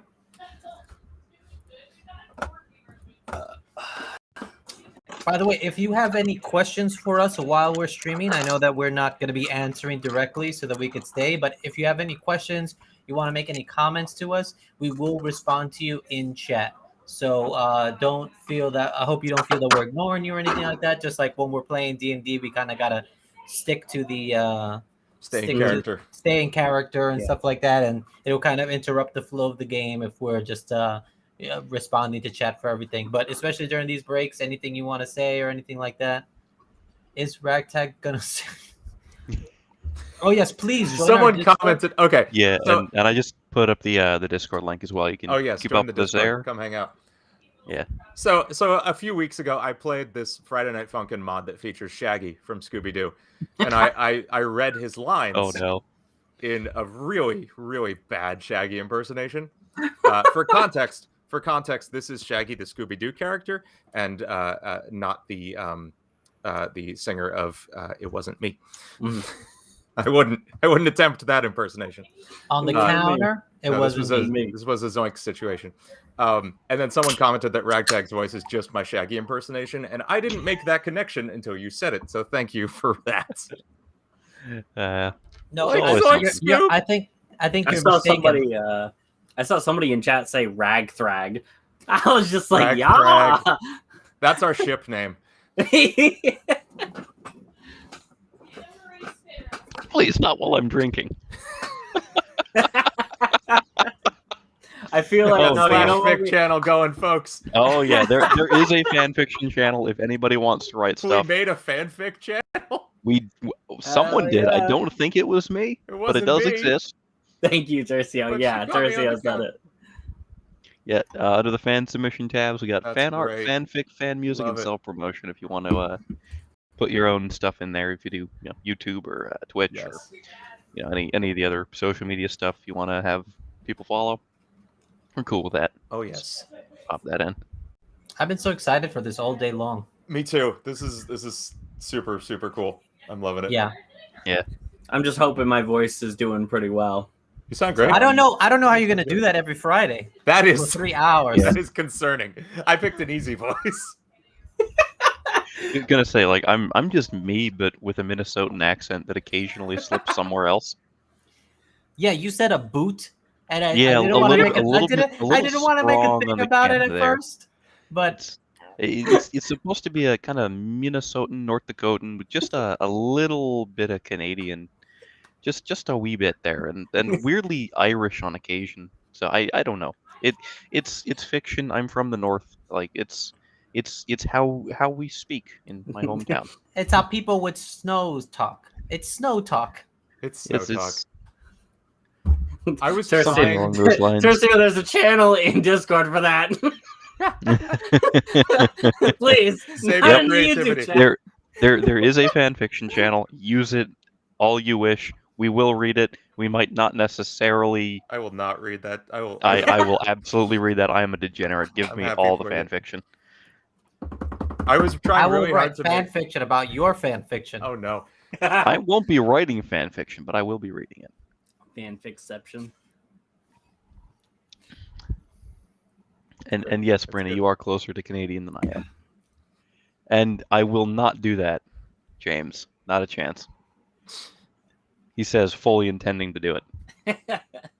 Is that a race? It's also really What is awkward. I got the chat like way over here, and then I got the camera over here. So if I'm like looking away from the camera and trying to talk to you guys, I got to work on that. The plan is to get the chat on a monitor underneath the camera, but computers say otherwise at the moment. I have my Oh, chat right next Dean, to my Dean, camera. Thank Dean, you. you're muted. Oh no. Not you, Dean. Dane. Oh, Dane. Dean Damn it! spelled wrong. I've been talking this Yeah. whole time. Oh, buddy. That's Ever since okay. he We got haven't been back. listening. Now I just looked like a weirdo watching you guys and not participating. Adrian, we're gonna start I'm back up. sitting in here another- like, wait, I Yes. was gone less than 10 minutes and there's already fanfic? How? Have you met people? Shout Oh, out it to took commenter what, G, nine- who had fanfic of themselves in our world. Like yeah, minutes after we 98 even minutes. announced the game. 98 minutes between the announcement and our first fan art. It's absolutely beautiful. I love it. Yeah, it's more than I expected. I didn't see any of that coming. So thank you all for any amount of support or enjoyment that you're getting out of this. Just know we are getting even more thrill and enjoyment out of all of it. Yes. Yeah. So with that, let's hop back in. So you've geared up. You've done your shopping. You have done. You've helped a couple townsfolk, and you are ready to set out for the actual Oulmarsh. All What are you right, doing? let's everybody ready to go? I got my rope, and I'm good to go. That's all you. Okay. Yep. Everybody else good? Yeah, I'm ready to go. All right, here we go. Let's start walking. All And right, he so leads them to the edge of town towards the woods. doesn't take far. Not a big town. You follow the main dirt road out. Kind of enter through the edge of the forest line on some of the dirt paths that some of the hunters use. Everything's still wet from yesterday's rain. Light mist is covering the area. Red and yellow leaves are littering all over the ground as the trees are changing their colors in the early autumn. You immediately feel the lush life of the area with birds flying from tree to tree, the sounds of frogs and bugs, the trickling of streams, the gentle breeze that dances through the trees. It's more lush here than what a couple of you are used to in the areas you are from, except Ragtag and Galadh, who are natural. Ragtag's here, and Galadh is a natural nature walker. After about 2 hours of walking on dirt pathways that seem still commonly traveled, the terrain gets a little more muddy, and you find that the path has kind of petered out to the point that you appear to just kind of be in the middle of the woods. You're at this point likely further than the hunters typically travel. It's pretty overcast. You can't see the sun to really help with direction, so I need everyone to make a survival check. Not great. Come on, dice. Ragtag, I'll give you advantage since you know the area. That's good. Thank you. Thank God. Survival, you said? That'll be 11. I rolled 5. 20. Oh! First one. There she is, folks. Yes, we can definitely see that. Very good. I will survive. So And for those of you who don't know, natural 20 is an instant success. it is the best roll that you can get in the game.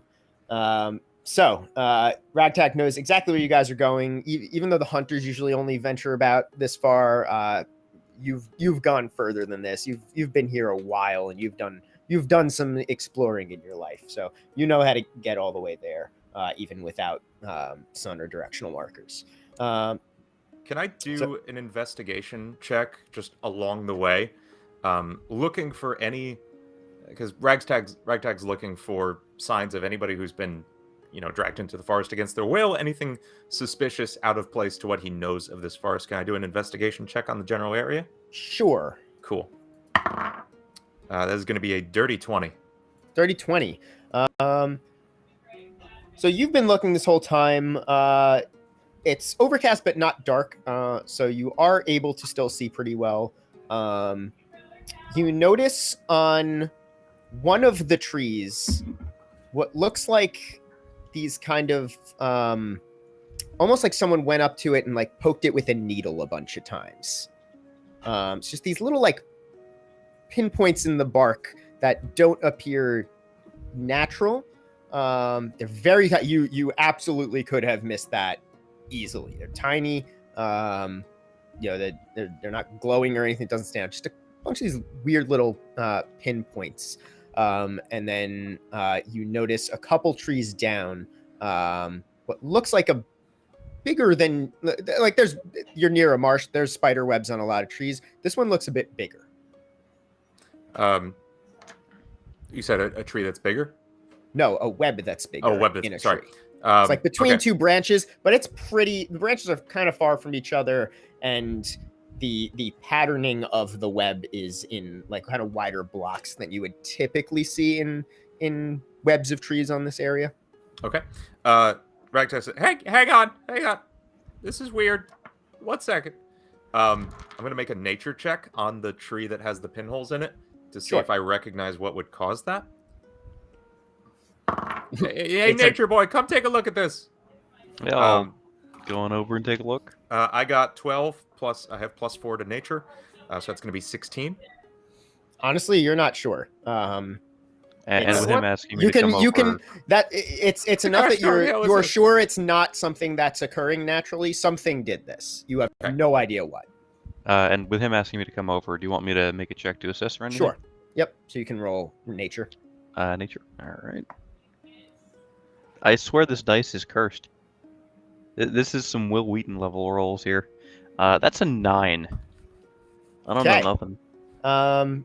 Same thing. You can see this. You can very clearly tell that this isn't a naturally occurring thing on this tree. Something did this, but you have no idea what, and you've never really seen anything like just there's no real specific pattern to it. But just how they're spaced, how deep it is, how thin the kind of pinhole hits are. You have no idea what that is. Well, it's certainly not natural, but it's.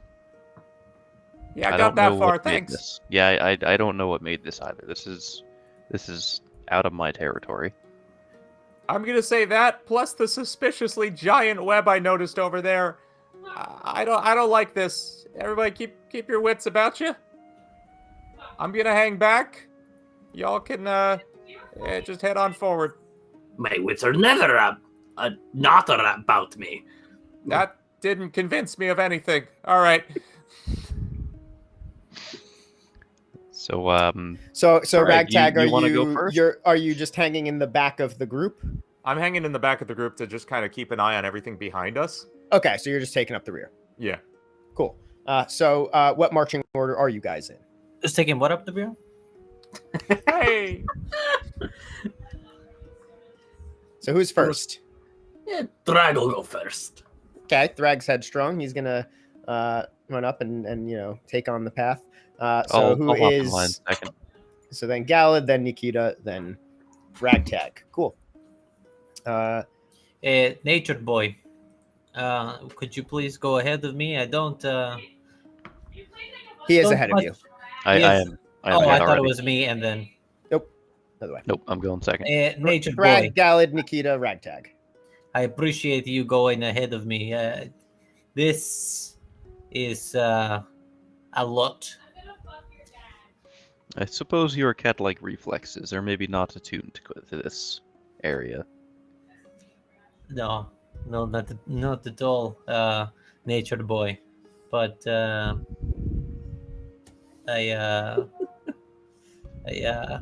just don't let anything get too close to me. Keep eye out. You see something, you say, Nikita, look. So nothing get too close to me. All right, I can do that. So you guys continue walking about 3 more hours. The muddy terrain starts getting deeper, and you find yourselves kind of sloshing through this ankle-deep muddy water. The trees have been getting bigger as you've been getting deeper into the forest. They're now very tall and thick, with large roots visible above this kind of shallow water line. And you can see there's almost a point where the thickness of the brush from the tops of the trees begins to cut off any light source. So it's kind of hard to see more than 20 feet in front of you once you kind of go past this thicker tree line. Okay, at that point, I gotta check if I had the thing prepared. Oh, I didn't. That's mildly annoying. Never mind. Okay. So, Thrag, you are at the front of the line. Yep, I'm just following. So you're Thrag is just going just following the path straight in? that, and just kind of listens out for wherever Ragtag tells me to turn. well, Ragtag, you would be aware you are at the edge of the marsh itself now. Yeah. As we reach the edge of the march, I'm gonna do an investigation check just to see if I can spot anything out of the ordinary for a marsh, I guess. Sure. I got a 11 plus my plus 7 investigation will be 18. Since you've seen it, you do see another tree with those same kind of needle pinholes. But that's nothing else is out of the ordinary for a marsh. Okay. Let's listen. I y'all see these weird little spots in the old trees here? Ooh. No. Oh, well, they're there. I think we should try to follow those. That's weird. That's out of the ordinary. We're looking for other weird stuff, so I'm gonna follow the weird. He says from behind the group. Follow the weird. May I make suggestion here, please, guys? Ragtag, can you lead and leave the Crackbuster in the back? He big guy. He protect our whole back. That's a good point. Crackbuster, get back here. It's Kegbuster. Yeah, yep. Okay, KGB, stand in the back.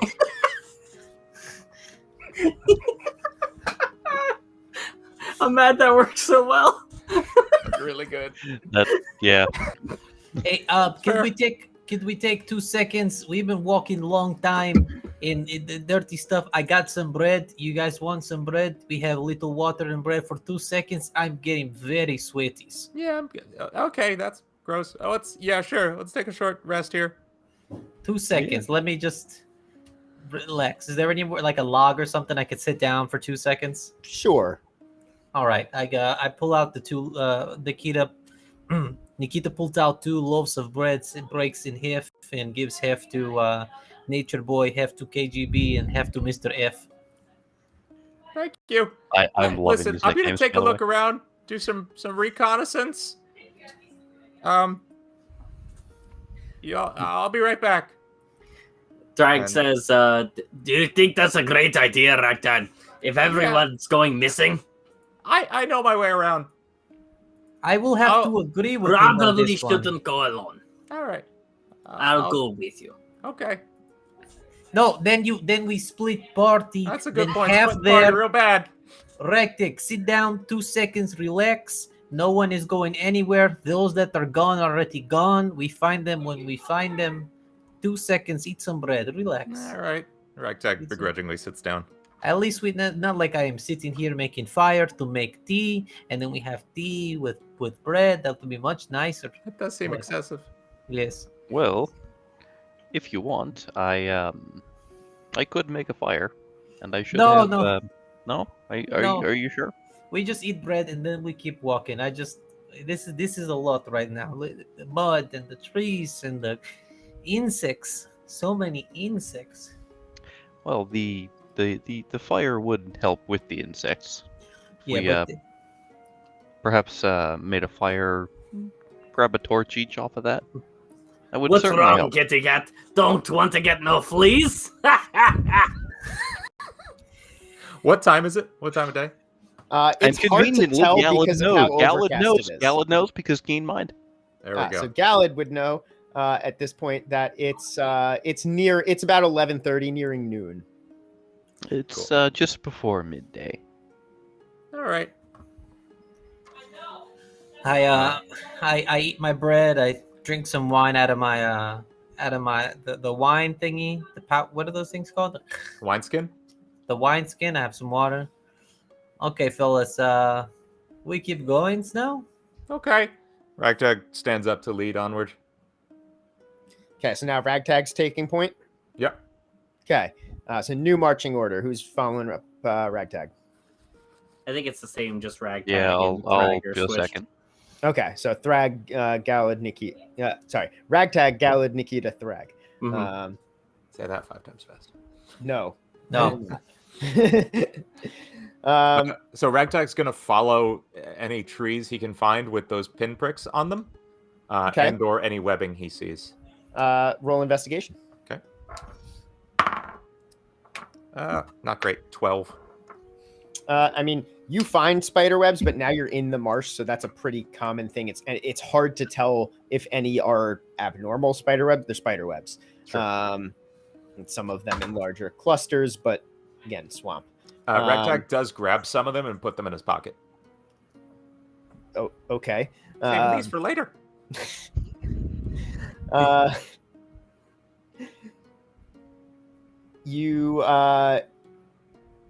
You're looking for more of the kind of pinpricks, but it's dark and hard to tell. Very little light in here now. All right. Trail's gone cold, folks. Any Galavant, can we can you do some tracking for us? Take a look around, see what's up. Yeah, I can do that. And I will, at the same time, I will use Druidcraft to light up a torch, so we can actually see in here. Well, I believe actually that all of you can see fairly fine except Ragtag. The rest of you should all have low light or dark vision. Well, I will light a torch and give it to Ragtag then.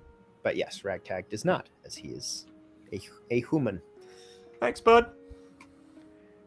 But you can roll survival to try and find some semblance of a path through here. All right, can I get my first double-digit dice of the game?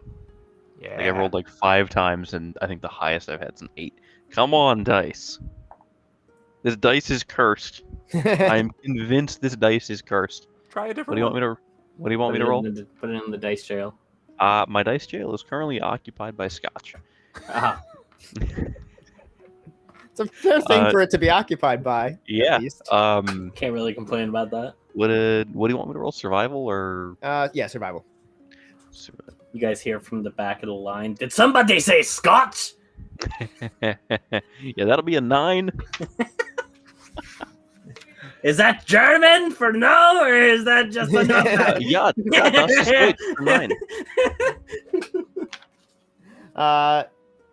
So you Dice jail. you're trying to find your way through. The terrain gets pretty rough and hard to navigate. So you guys are moving at kind of a slow pace over the next hour. The water is getting deeper. The mud's kind of reaching your knees at this point. Thrag, make a dex save. God damn it. Oh, dex saving throw. That's a 10. Okay. So you feel your foot hit some kind of root or something, but you were moving a bit too hastily and you tripped forward. And you guys can't see Thrag as you hear a splash into the water. Oh, jeez. All right. And now I need everyone to roll perception except Thrag, who is underwater.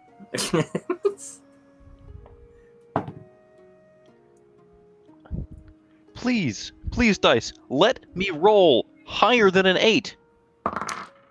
7. No. Perception, 14. Okay. Ragtag? 7. Nikita? 12. Okay. Okay, can I use Create or Destroy Water in roughly the area that he just fell? As you go to do that, let's see. Do I get it off? What is your armor class? 13. Okay. Suddenly, a rather large spider What? drops on your back and bites you in the shoulder. You take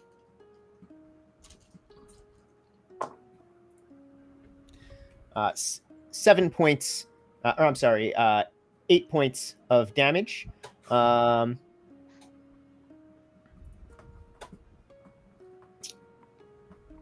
Oh, I'm sorry. Roll a Constitution saving throw. Am I still taking the... I'm going to use it. Not the dice that's been absolutely messing with me. Am I still taking the damage for that? You may be taking damage? less. Okay. Con save. Where's my con save? 2 of that was piercing, and 6 of that was poison, so it may have the poison damage. I use a fresh dice. I roll a 2. Okay, so nope, 8 points damage. All right, that's nice. The rest of you see as this spider had landed on Galadh, and with that, we're all going to hop into Astral. Oh boy. All right. It is not dice that is cursed, it is you. I'm going to say at this point, I'm starting to think it's my dice tray that's cursed. Anything that's going The in tray. here. The actual tray. Yeah, the highest I've rolled is an 8 all night. Jeez. You need a new set of dice, my guy. They're brand new. There's a camera. brand new. Yeah. Like I I got literally a only ton- used the D20. I've got a ton of new dice that are still sitting waiting, so they're being patient for when Yes. I inevitably get mad enough at the dice I'm currently using. I wonder if the dice drink. Let's see. Whenever I'm using them, they do. Scotch on the D20. Oh Let's see how no. this is.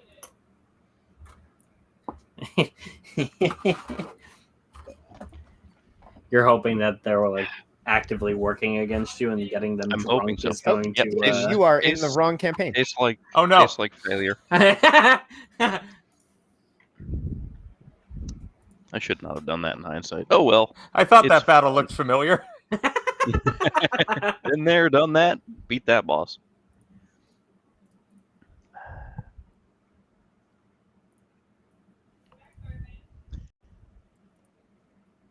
Whoopsie. Here we are. Wolf spider. Ah, geez. Music maestro. Oh, you got it. Here we go. All right. You haven't changed the names either. The names? Oh, on this page. Oh no. Wait a minute. Let me guess. I think I know it's. Yep. In case So we anyone had was this wondering, issue no. in the trial We're good. stream. We're good. There we go. We're still good, folks. Cool. So yeah, those are our old characters. There we So go. good, And now we're he- fine. I'll And just now kill here them are all. our current characters again. Okay, so I'm Yes. going to need everyone to roll initiative. Should I just assume that I'm last because I'm underwater? You will just have Cursed. disadvantage on initiative. Okay. Dane, where'd you head initiative? Oh, it's not on there yet. I'm sorry. That's my bad. It's your dex mod. Okay, cool. Yeah, Cool. unless you have something All right. specifically that adds to it. It's Yeah, I just don't. mod. All right. That's an 8. I still haven't rolled higher than a single-digit number. Okay. Getting new Galadh dice. has 8. Ragtag, what did you roll? 11. 11. Thrag, what did you roll? Thrag is a 14. 15. Nikita. 9. Okay. So, first up, we have...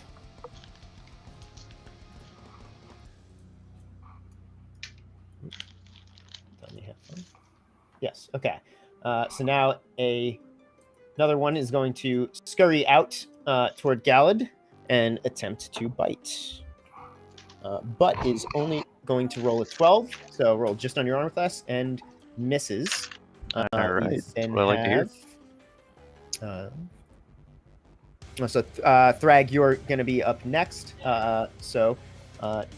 First Wolf Spider is going to go for Nikita.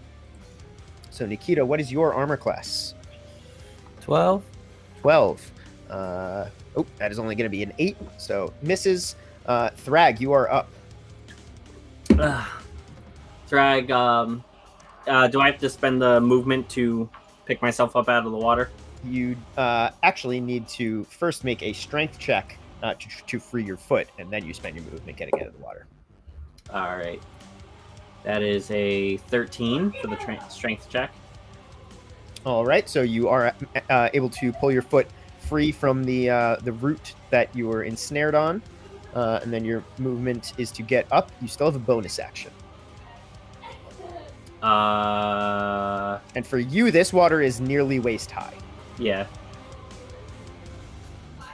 Well, that would just cost my movement, right? Not my action? Your action was freeing yourself. Oh, fair enough. Well, I don't really have anything else I can do for a bonus action, really. Yeah, I guess I'll just kind of like look around, just kind of like roleplay it as Thrag coming out of the water and just kind of getting his bearings and whatnot. Okay, so you come out, look around. There weren't spiders a second ago, and now there's Nope. spiders.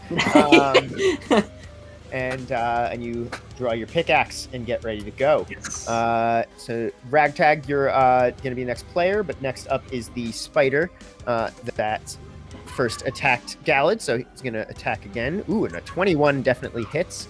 So Galadh, I'm going to need another con save. All right, let's try fresh dice. Oh, come on!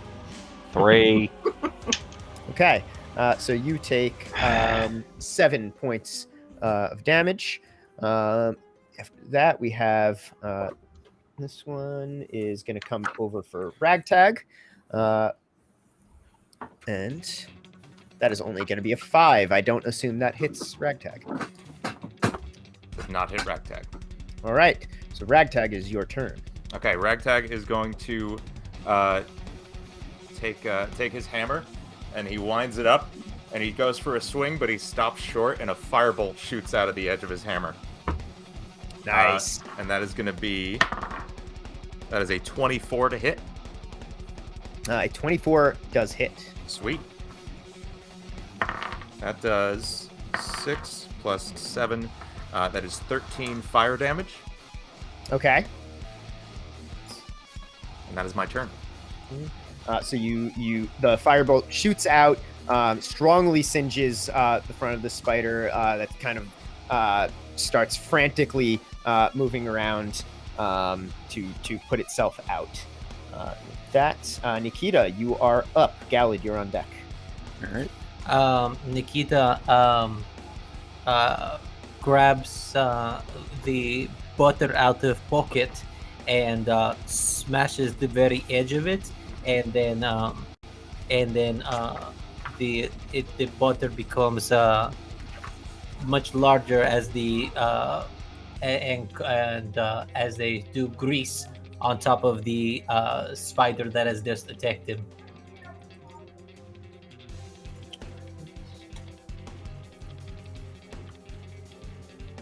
Do I get 2 spells? Do you have quick casting or combat casting? No. I do Then not you believe get- I do. Then you get 1. Okay. So I do that and I Unless the spell specifies it's a bonus action for casting time.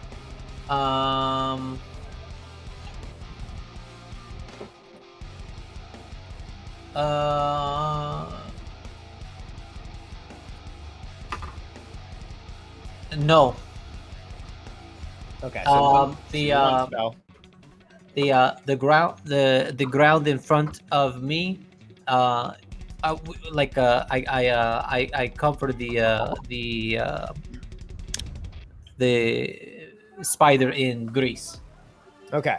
But because we are in water, I do not think it will make the floor slippery. Probably not. Yes.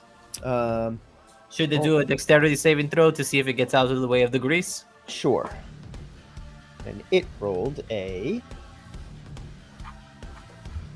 18. It got out of the way. All right. So with that, we move on to Galad's turn. Thrag, your next player on deck. All right. I'm not prone, right? You are not prone. But Okay. there is a spider that's kind of on you. Okay. Does it have me grappled or no? No. Okay. That slightly changed what I was gonna do. I'm going to use. This one does what I think it does. Yeah. Okay. I'm gonna use Flame Blade. Cast me a 2nd level spell. All right. And I evoke Fiery Blade in my right hand. It's roughly a scimitar. A and, burning scimitar of fire ignites Yes. in Galad's hand. Yes. Good. And I will attack Mr. Wolf Spider 3 here. Was casting that an action or a bonus action? 1 bonus action. Bonus action. All right. So your action is your attack. All right. Oh boy, can't wait to roll a natural 2. It's a natural 8. So let's even add here. Hold on. See your total. Make a melee spell attack.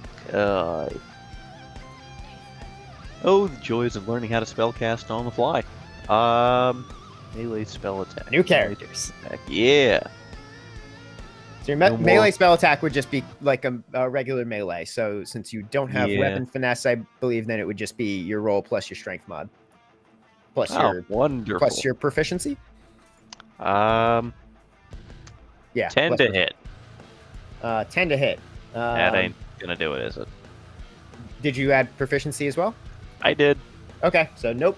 You swing, but it is kind of skittering around all over your shoulders, and you're unable to get a clean hit off. Wouldn't my spellcasting modifier not be strength, though? Wouldn't it be your spellcasting modifier is not, but for spell attacks it is. Okay. Never mind then. All right. And I'm going to check out of here if I can. I'll take that attack of opportunity, mainly because I have to. It's going to be 2 attacks of opportunity. Oh, even better. One of them is a 16, and one of them is a natural 20. Good. So you're going to need to make 2 con saves. Wonderful. We will use 2 fresh dice for this. More like Rukon saves. 18 and a 12. We did it. I rolled double digits. Woo! It was 18 and 12. 18 and 12. Yeah. You made both. So the first attack did 7 damage total, and the second attack did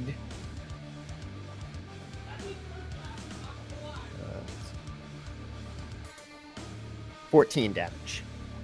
Ooh, I'm looking pretty rough.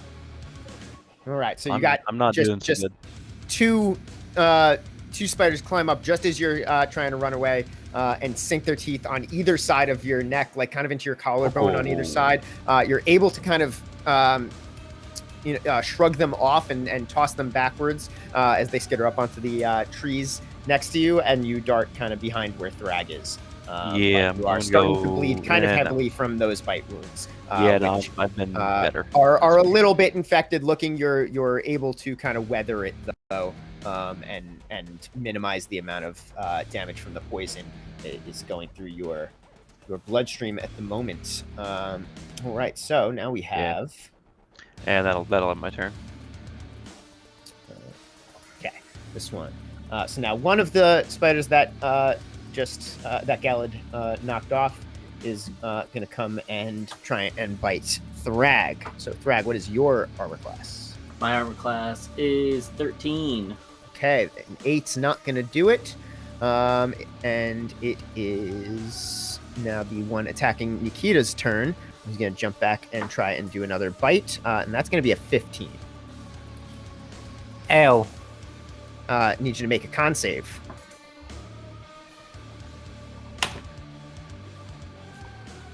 Uh, 22. Okay. So you it jumps on you and kind of bites you on the arm area just next to your shoulder. And you take 9 points of damage. Sheesh. And with that, Thrag, you are up. All right. I'm going to go ahead and try to hit back this spider that just tried to hit me. And I'm going to use my weapon Versatile with 2 hands. Does an 18 hit? An 18 does hit. Sweet. So Versatile just means 2 hands, which also means I get to upgrade the dice roll from a D4 to a D6. Yep. That was a 1 on the damage, but because I have great weapon fighting, I can re-roll again, but I have to use whatever the next roll is. Cool. Which is a 6. Awesome. What is your total 6 damage? plus 3 is 9. Very good. And then I believe I also have extra attack because we're 5th level. So, yep. Gonna go ahead and attack again. Very good. Oh, that is much lower. A 10. A 10 does not hit. So your first attack kind of sinks in, and the point of the pickaxe just buries into the thorax of it and immediately starts bleeding a lot.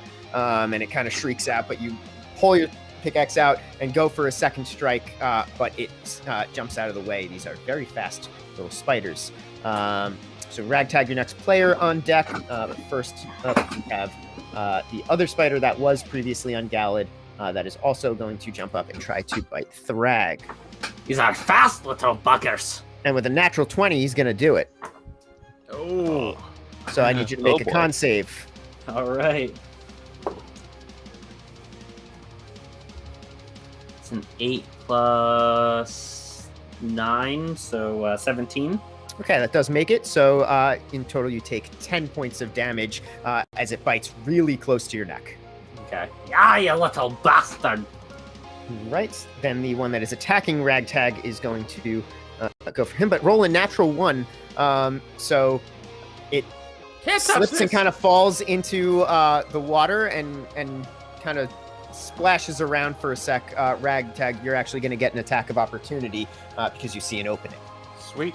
Ragtag takes a swing with his hammer and completely whiffs it. Absolute Okay. miss.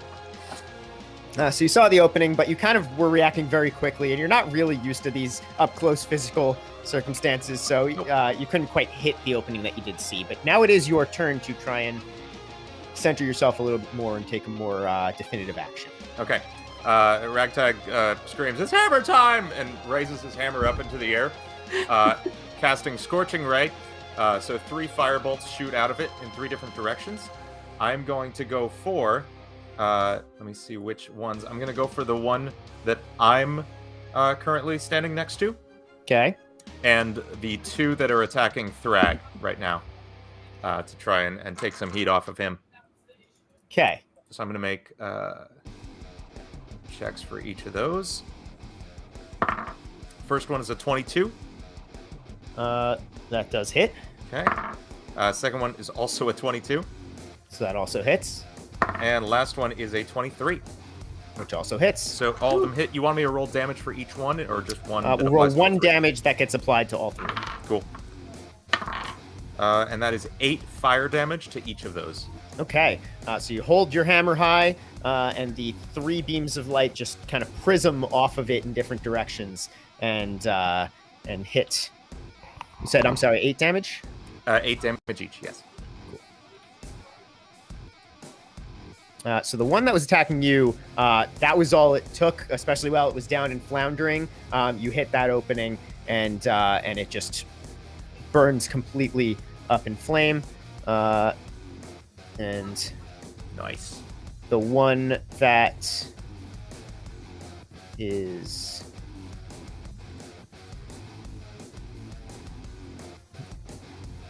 That not good blood. Try that. Okay. And so one of the ones near Thrag looks like it's on its last legs. Literally, a couple of its legs got burned off from the blast. As Thrag, both of the ones that are kind of gnawing up at you get blasted.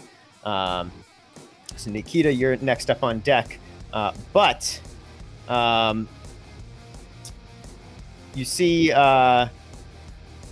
coming out of kind of the mist that's within the trees, none of you could see it before, but jumps out a massive black spider over 6 feet tall with gray stripes and piercing, almost glowing red eyes. Jeez. That That's jumps nice. down Health Oh, over no. here Oh, and no. is going to go for Galadh. Uh-oh. Let's see. Its first attack is only an 8, Okay, good. I like that. and then it is going to try to shoot some web toward you, but also only rolls an 8, so you are able to get out of the way as it jumps down and just very viscerally goes to gnaw down at you with this huge, bunch of fucking teeth in the front of this guy, and he comes down, and but you are able to deftly jump out of the way. So, All right. Nikita, you are up. Galadh, you're on deck. So the grease did not get onto Spider, but it is a space of 10 feet that is now covered in spider. So the grease, that is covered in grease. So this box right in front of me, up one more to the left, to the right, is covered in grease on top of the water. and because oil is because of the density of oil, it sits on top of water. So I'm going to shoot a firebolt at the grease to light it on fire, so that this area here is fire water. I like it. So do I have to shoot water or just the I'll say you have to. It's giving you a wider area of being able to hit, so you have advantage on the hit.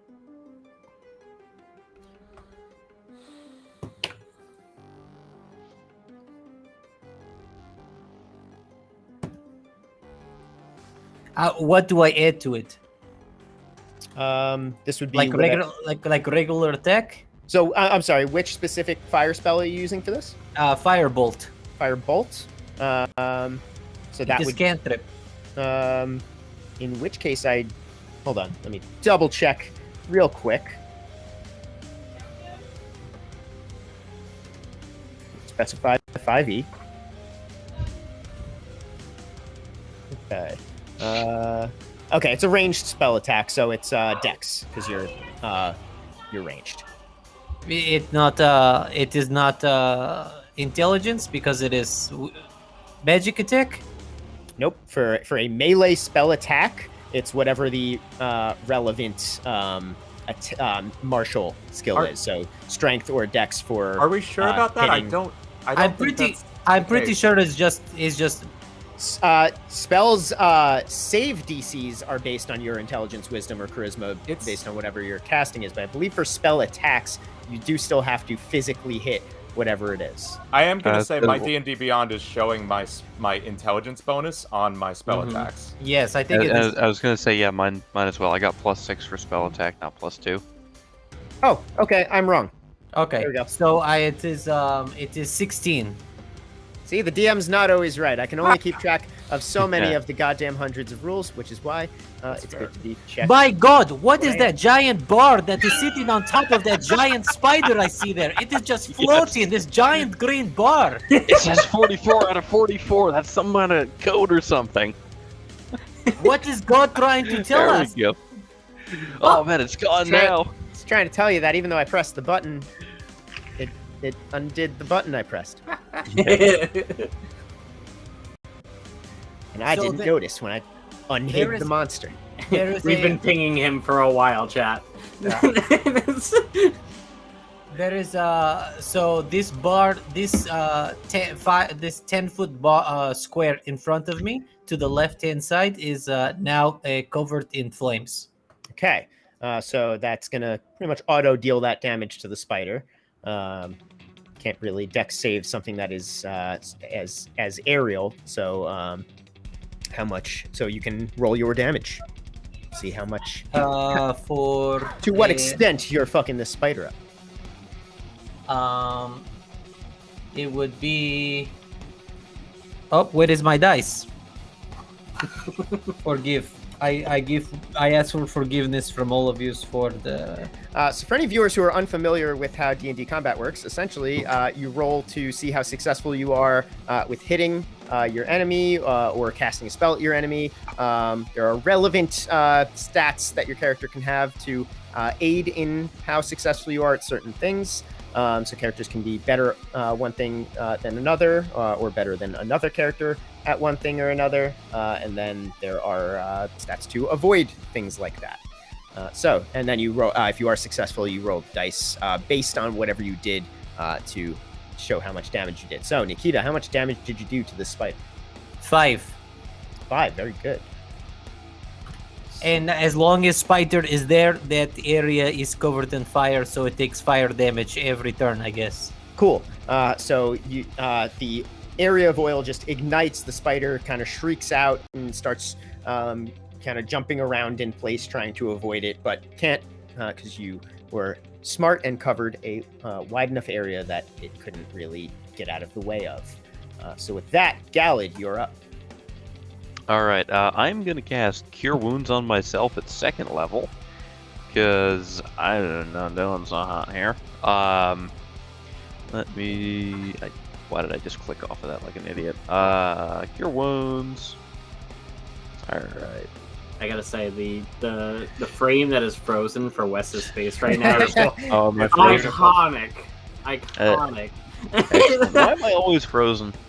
You freeze and then you come back for a little bit, and then you freeze again and then you come back for a That little sounds bit. about right. Beautiful. Sounds It's so about good. I love it. I love it. All So right, time to good. get a whole bunch of health back. Let's watch me roll a whole bunch of ones on a pair of d8s. And we can't even do it because you're frozen. Yeah. Oh, Right. Oh, beautiful. A 6 and a 5, 11 plus 6 on my health coming back. That is exactly what I wanted to see. It's plus 17 to my health bar here. Let me notate that down. Okay, so you cast your healing spell, and some of your wounds around your collarbone from those bites begin to close up as you regain some of your health. Do you have a bonus action? Technically, yes. However, I don't have. Well, actually, did we decide that drinking potions was a bonus action, or how do we go about that? didn't we say bonus would be half effect? Yes. Full action would be full effect. Yeah. No, I think I'm good for now. Got it. In which case, Thrag, your next yeah. player on deck. First up is the spider that is going to attack Thrag. Natural 20 again. Jeez. Oh, God. Make a con save. Thrag won't be lasting very long in this campaign, I guess.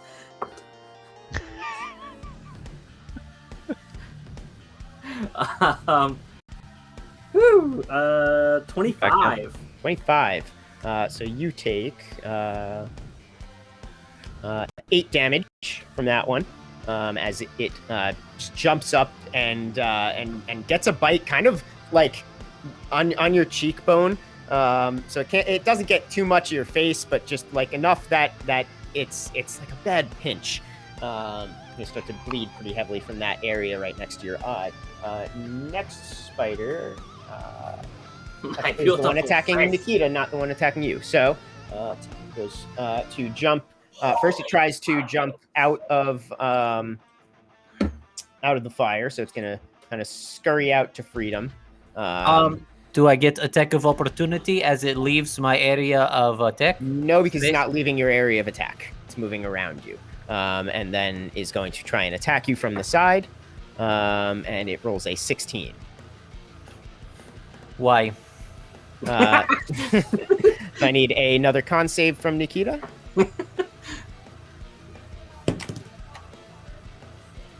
I die. What was the con save? A 1. Oh. 1. Okay, so you take 12 points of damage. No, wait. I do not know if this is 1 or 7. No, seriously, I do not know. Those damn dice.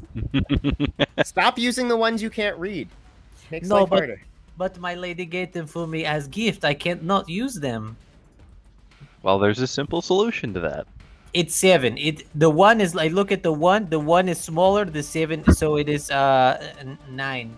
No, I'm sorry. Is one of them opposite the 20? I tell you 1 second. It is 8. The one is supposed to be 8 is opposite still the not enough, 20. so you still take 12 points of damage. Okay, good. And with that, it is Thrag's turn. Okay.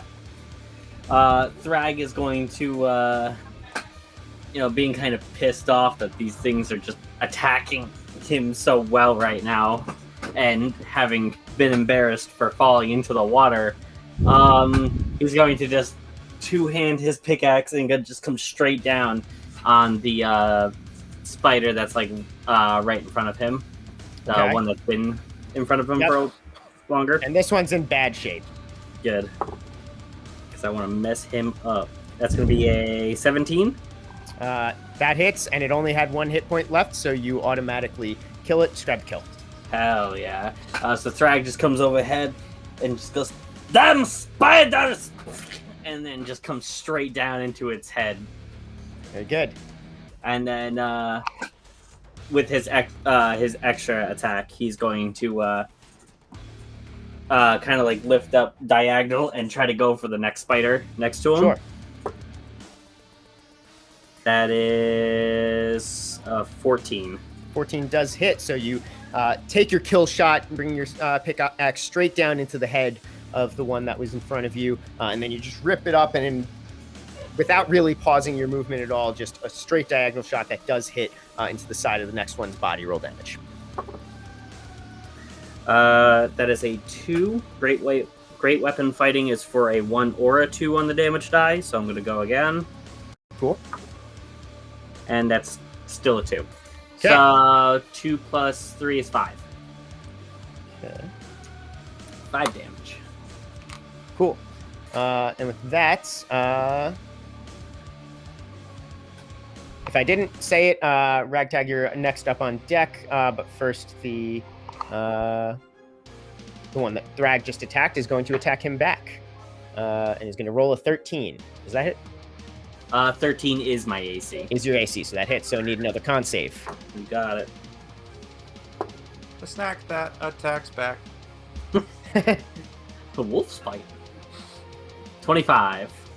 All right, so you take 7 points of damage. And now it's Ragtag's turn. Nikita, your next player on deck. Okay. Would you say this these 2 wolf spiders, the one next to Nikita and the one next to Thrag, fall into like a 15-foot cone I could hit somebody with? I would I'd say so. so. Yeah, I'm measuring that. Okay, cool. Ragtag raises both his arms above his head and says, "Man, I'm using way more fire magic than honestly I'd anticipated." And then in his hands conjures. It's crazy that that's like the casting incantation. It is. It's very coincidental. And in his hands appears a small metal tube with 2 like protrusions off the sides that are just like wiggling, and he screams "Fire!" and a 15-foot cone of fire erupts forth from it. And both those spiders are going to need to make 15 con saves, please. One of them rolled a 16. Damn. And then the other one, a natural 1. Okay. So the one who rolled a 1 takes 15 damage, and the one who Okay. passed takes 8 damage. And then he drops the tube on the ground, and it is going to skitter around to the right of him, to be next to... how do I ping a spot in this? Double Oh, click. like that. Okay, he's going to skitter around to this spot right here. Okay. Let me mark that real quick. I'm sorry, ping that spot again. There we go. Cool. So you send your cone of fire out. Thrag, it just kind of barely misses you, but incinerates the spider that was next to you. Cool. The one that is right next to Ragtag and Nikita is looking pretty rough now. It bared the brunt of that attack a little bit better, but is now in kind of rough shape. Next up is the giant spider next to Galadh, who is going to go for I'm in another, danger. pretty big bite attack. And he's going to roll a 23. Yeah, that'll hit. Okay. So you take starting 11 piercing damage, and now I need a con save. Oh.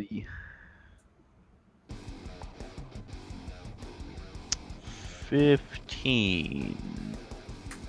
Okay. So you did pass, so then you only take 6 poison damage. And I'm right back to where I was last turn. Okay, you're not It's dead. a good thing. It's a good thing I did my healing, or I would be unconscious right now. But it tried to use its web, so now it needs to recharge its web. And it does not. Yeah. Okay.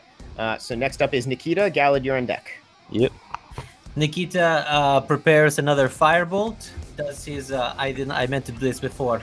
Snaps his finger and points at the wolf and goes, bang.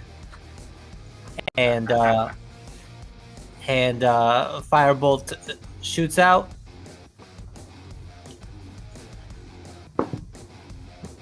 Let's go. 21 to hit. Yeah. 21 hits. You're going for the little one, not the big one, correct? Little one. Yeah.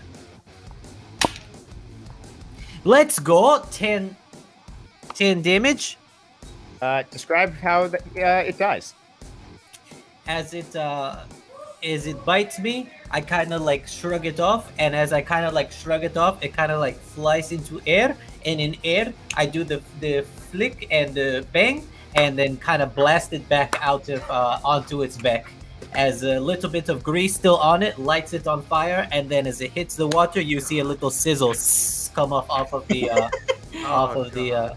Very good. That's some Vegeta shit. All right. Good shit. Galadh, you're up. Thrag, you're on okay. deck. All right. I can't believe that not only does this spell exist, but I have it prepared. I'm going to cast Spider Climb on myself. And yes, as a matter of fact, it does exist. I'm not making this up as the light goes horrible. It does actually exist. Granted, I'm not using it in the exact way that I normally should. However, it requires a drop of bitumen and, ironically enough, a spider, which I suppose there is one or two within reach. A living spider or a dead one? It just says a spider. I don't think it was intended for this use. So I don't think so. What this allows me to do is effectively walk straight up any wall. I basically have like spider feet, so I can just walk wherever I want. So I'm going to walk up on top of the giant spider, and behind its head. So theoretically, it can't get me here, correct? It's going to resist you trying to jump onto it, so I'm gonna need you to make a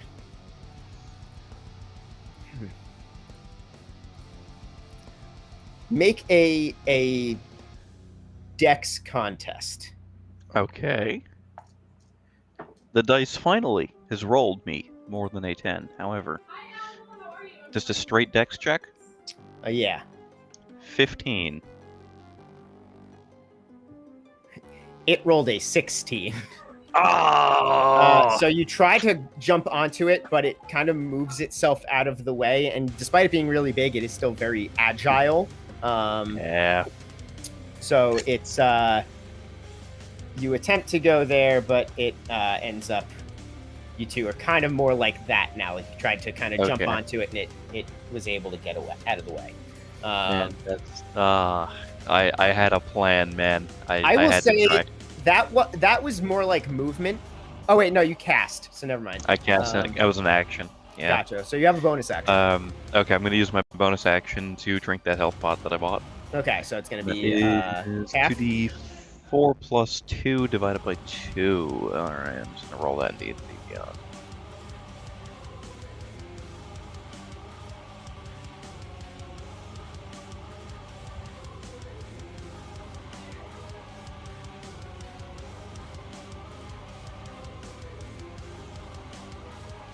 We'll round up.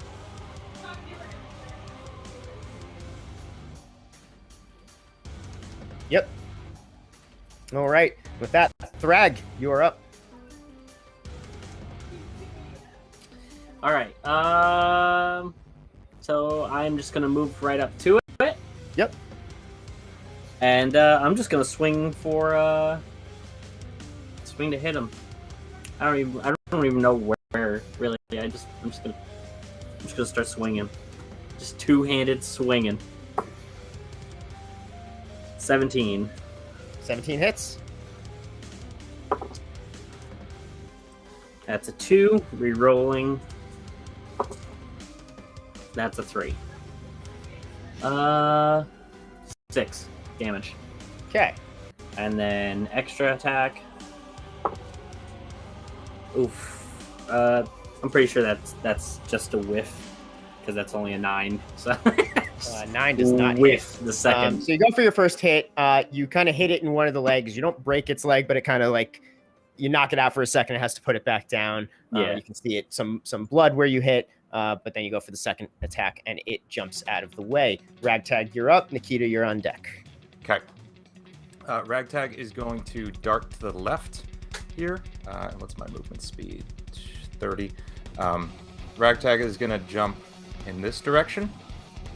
Okay. Meanwhile, I can't move it, but can the cannon, the little guy I summoned, can he run to this spot? Yes. He's going to run right in front of the spider.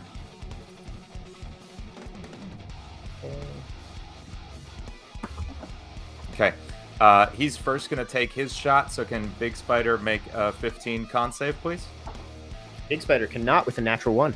Damn straight. And then I roll really bad on the damage, so he takes 4 fire damage from that. Okay. And then Ragtag is going to fire off another firebolt at this big guy. And is it 15 hit? A 15... Oh, shit. 15 does hit. Sweet. It's pretty big. Good. And that's going to be 10 fire damage from Ragtag. And that's my turn. Okay. Okay, so now it's its turn. It's the spider's turn. So this time it's going to go for Thrag. Ooh, and a 24. That's it. So that's going to need a con save. Yep. So you take 5 piercing damage, and And that's a 21 from the con save. okay. So you took 5 piercing damage and 4 poison, so 9 total. Let's roll. See if we reroll. It does get its web back, so now it's going to try to use its web.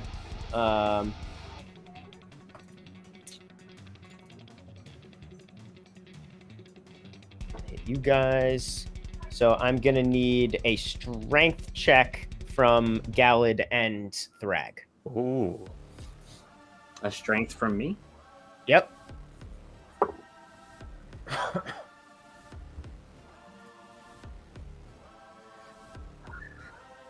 Strength check or saving throw?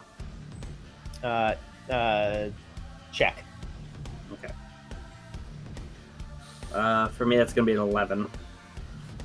Rolled low on that. Okay. So Galadh is actually no, both of you are restrained.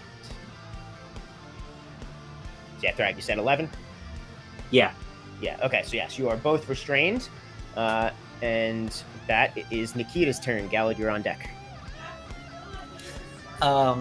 Nikita opens up their shirt, and underneath their shirt is another necklace that has this big diamond on it, and then lifts up the diamond and points it at the giant spider, and shoots a chromatic orb out of it of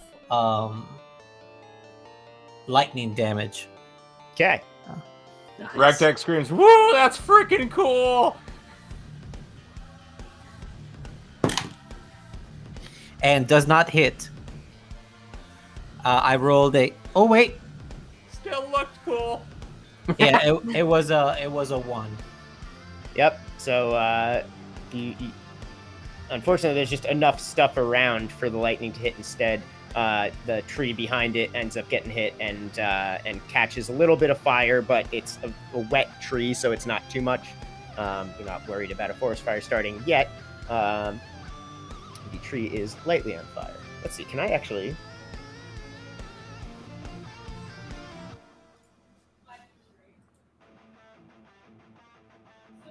I will mark that tree is on fire in a couple spots. Cool. Galadh, you're up. You are currently restrained, so you'll need to make another strength check.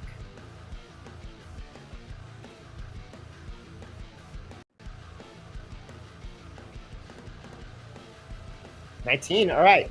So you're able to tear off the webbing that hit you. That was your action, so you have a bonus action and movement.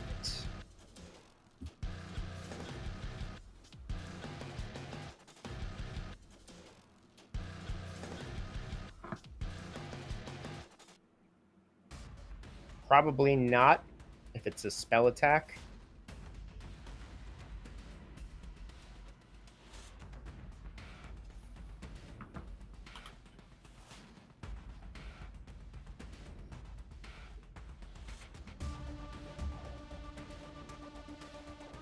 If I didn't say it, Thrag, you're on deck.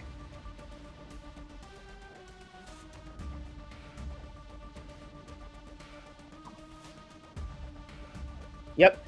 He rolled a 22. Yep. Roll a con save.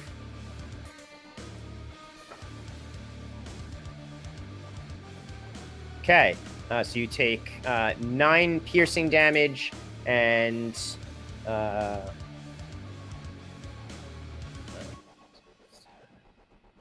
5 poison.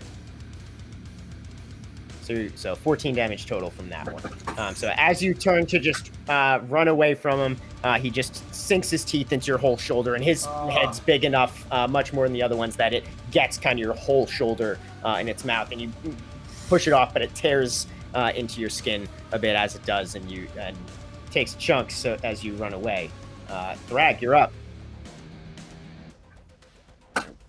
I'm kind of starting to bleed a lot. Am I webbed up still? You are, so you need to make a strength check. 18. 18. So you also rip the webbing that was ensnaring you away. You have a bonus action and movement. Okay. I'm gonna move in front of the spider so that he doesn't go chasing after anyone. Okay. And Dyke's gonna just yell at it. Look at me, you big bastard! And then I'm gonna action surge. Okay. So that I can attack. Grab the dice. Next dice. That is a 22. 22 hits.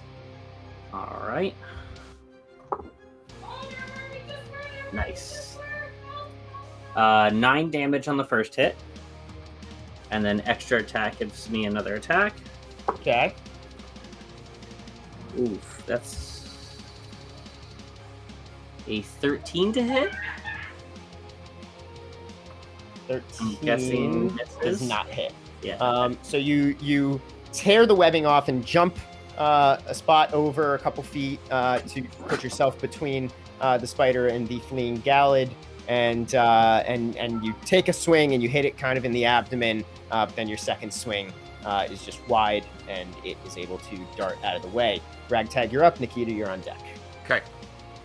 First, the cannon is going to step a little bit north, just to try to get Thrag out of its cone of fire. So just like 1 square north. And then that's going to make a flamethrower attack on the spider. Can I get a con save? Yeah. 16. Okay. That does pass. But it's still going to take 8 damage, 8 fire damage. And then Ragtag is going to cast 1 more firebolt at this big guy. And that is a 19. 19 hits. Okay. And that is going to be nice 18 fire damage from Ragtag. All right. Describe the kill. Okay. First, the flamethrower kind of sets it ablaze, and it staggers a bit.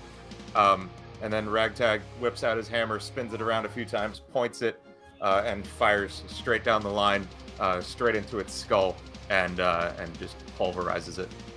All right, and Hell yeah. as its head fully explodes, the body falls down into the water, limp, and suddenly, after a couple minutes of chaos, not even a couple minutes, realistically, that was probably about 30, 40 seconds, the swamp is once again still. Creepy. Well, that was gross. That That's what's hurt insane. a lot. Ow. Hey, look at Brightside, everybody. We have dinner now. Oh It's no! cooked and everything already. All right, let's take a break here. You guys, Can we at interestingly, least I get out of the avoided getting water? hit even a little bit, but you guys look rough. Yeah, I'm kind of like bleeding. You seem like you might profusely actually at be the moment. dying. On a scale of 1 to 49, I'm about a 3 right now. That's an interesting measurement system. I like it. Yeah. I don't think we'll keep that one for long though. Yeah, I've been better, that's for sure. Let's get out of the water. Yeah, let's set up camp somewhere. What time is it? Hey, Nature Boy, what time you got? Hey, Dungeon Master, what time is it? It's at this point probably mid-afternoon. Okay, it's about 1/2 past. Ouch, roughly. Gotcha. Oh, About 3 o'clock 4 or so. o'clock. No, it's okay. I know the metric system. Yeah. So let's break here for a minute. While you guys get yourself set up, I'm going to throw some water on this tree here, and I need to grab a branch from it real quick. I'll be right back, and I just want to like toss some water up to get the fire out of the tree. Mm-hmm. Sure. And as soon as it seems like the fire has subsided, I'm gonna grab kind of where the lightning hit the tree. I'm going to take a couple of twigs off of it and kind of like whip them around in the air for a second and be like, these seem good, and stick them back in my bag. All right. So you were able to do that without any real issue. So are you guys setting up camp like for the night, or are you just kind of taking a short rest? I'm inclined to say, you guys want to break for a while? You look pretty rough, man. I don't think a short break's gonna fix that. I think we are middle of swamp right now. How far until we get to some stable ground? It is but water here. Yeah, you're right. All right, let's take a short break now, and then let's walk on until we maybe. I mean, you guys would be aware the closest stable ground is like the forest you came from, which is a couple hours back. Yeah, Okay. of course it is. I have. Gotcha. I have idea. What you got? We climb tree and we hang out in tree. No fire. See if we break some limbs off. Make bed in tree, and you got a bunch of rope, right? Yeah, I can use the grappling hook to hook up onto one of the branches. No, I was thinking maybe we tie ourselves to tree so we don't fall and break neck. I have plenty of rope for that too. Yeah, let's do something like that. What do you guys say? I'm good with that. I'm pretty good with rope and tools and stuff. I wouldn't mind at least a short rest, if not a long rest.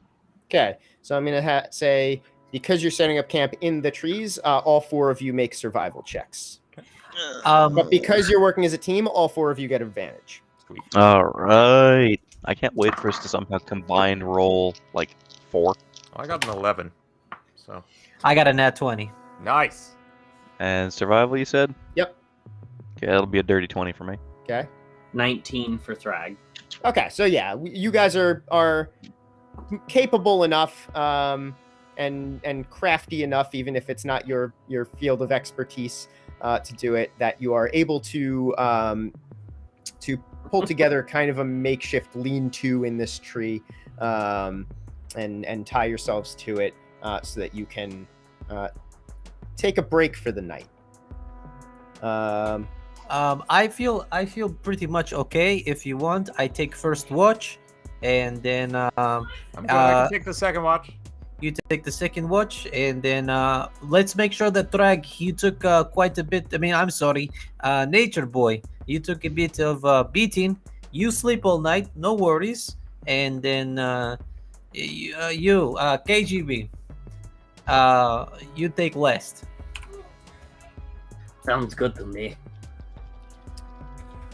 All right. So you make your plan of watch. So Nikita, you had first watch.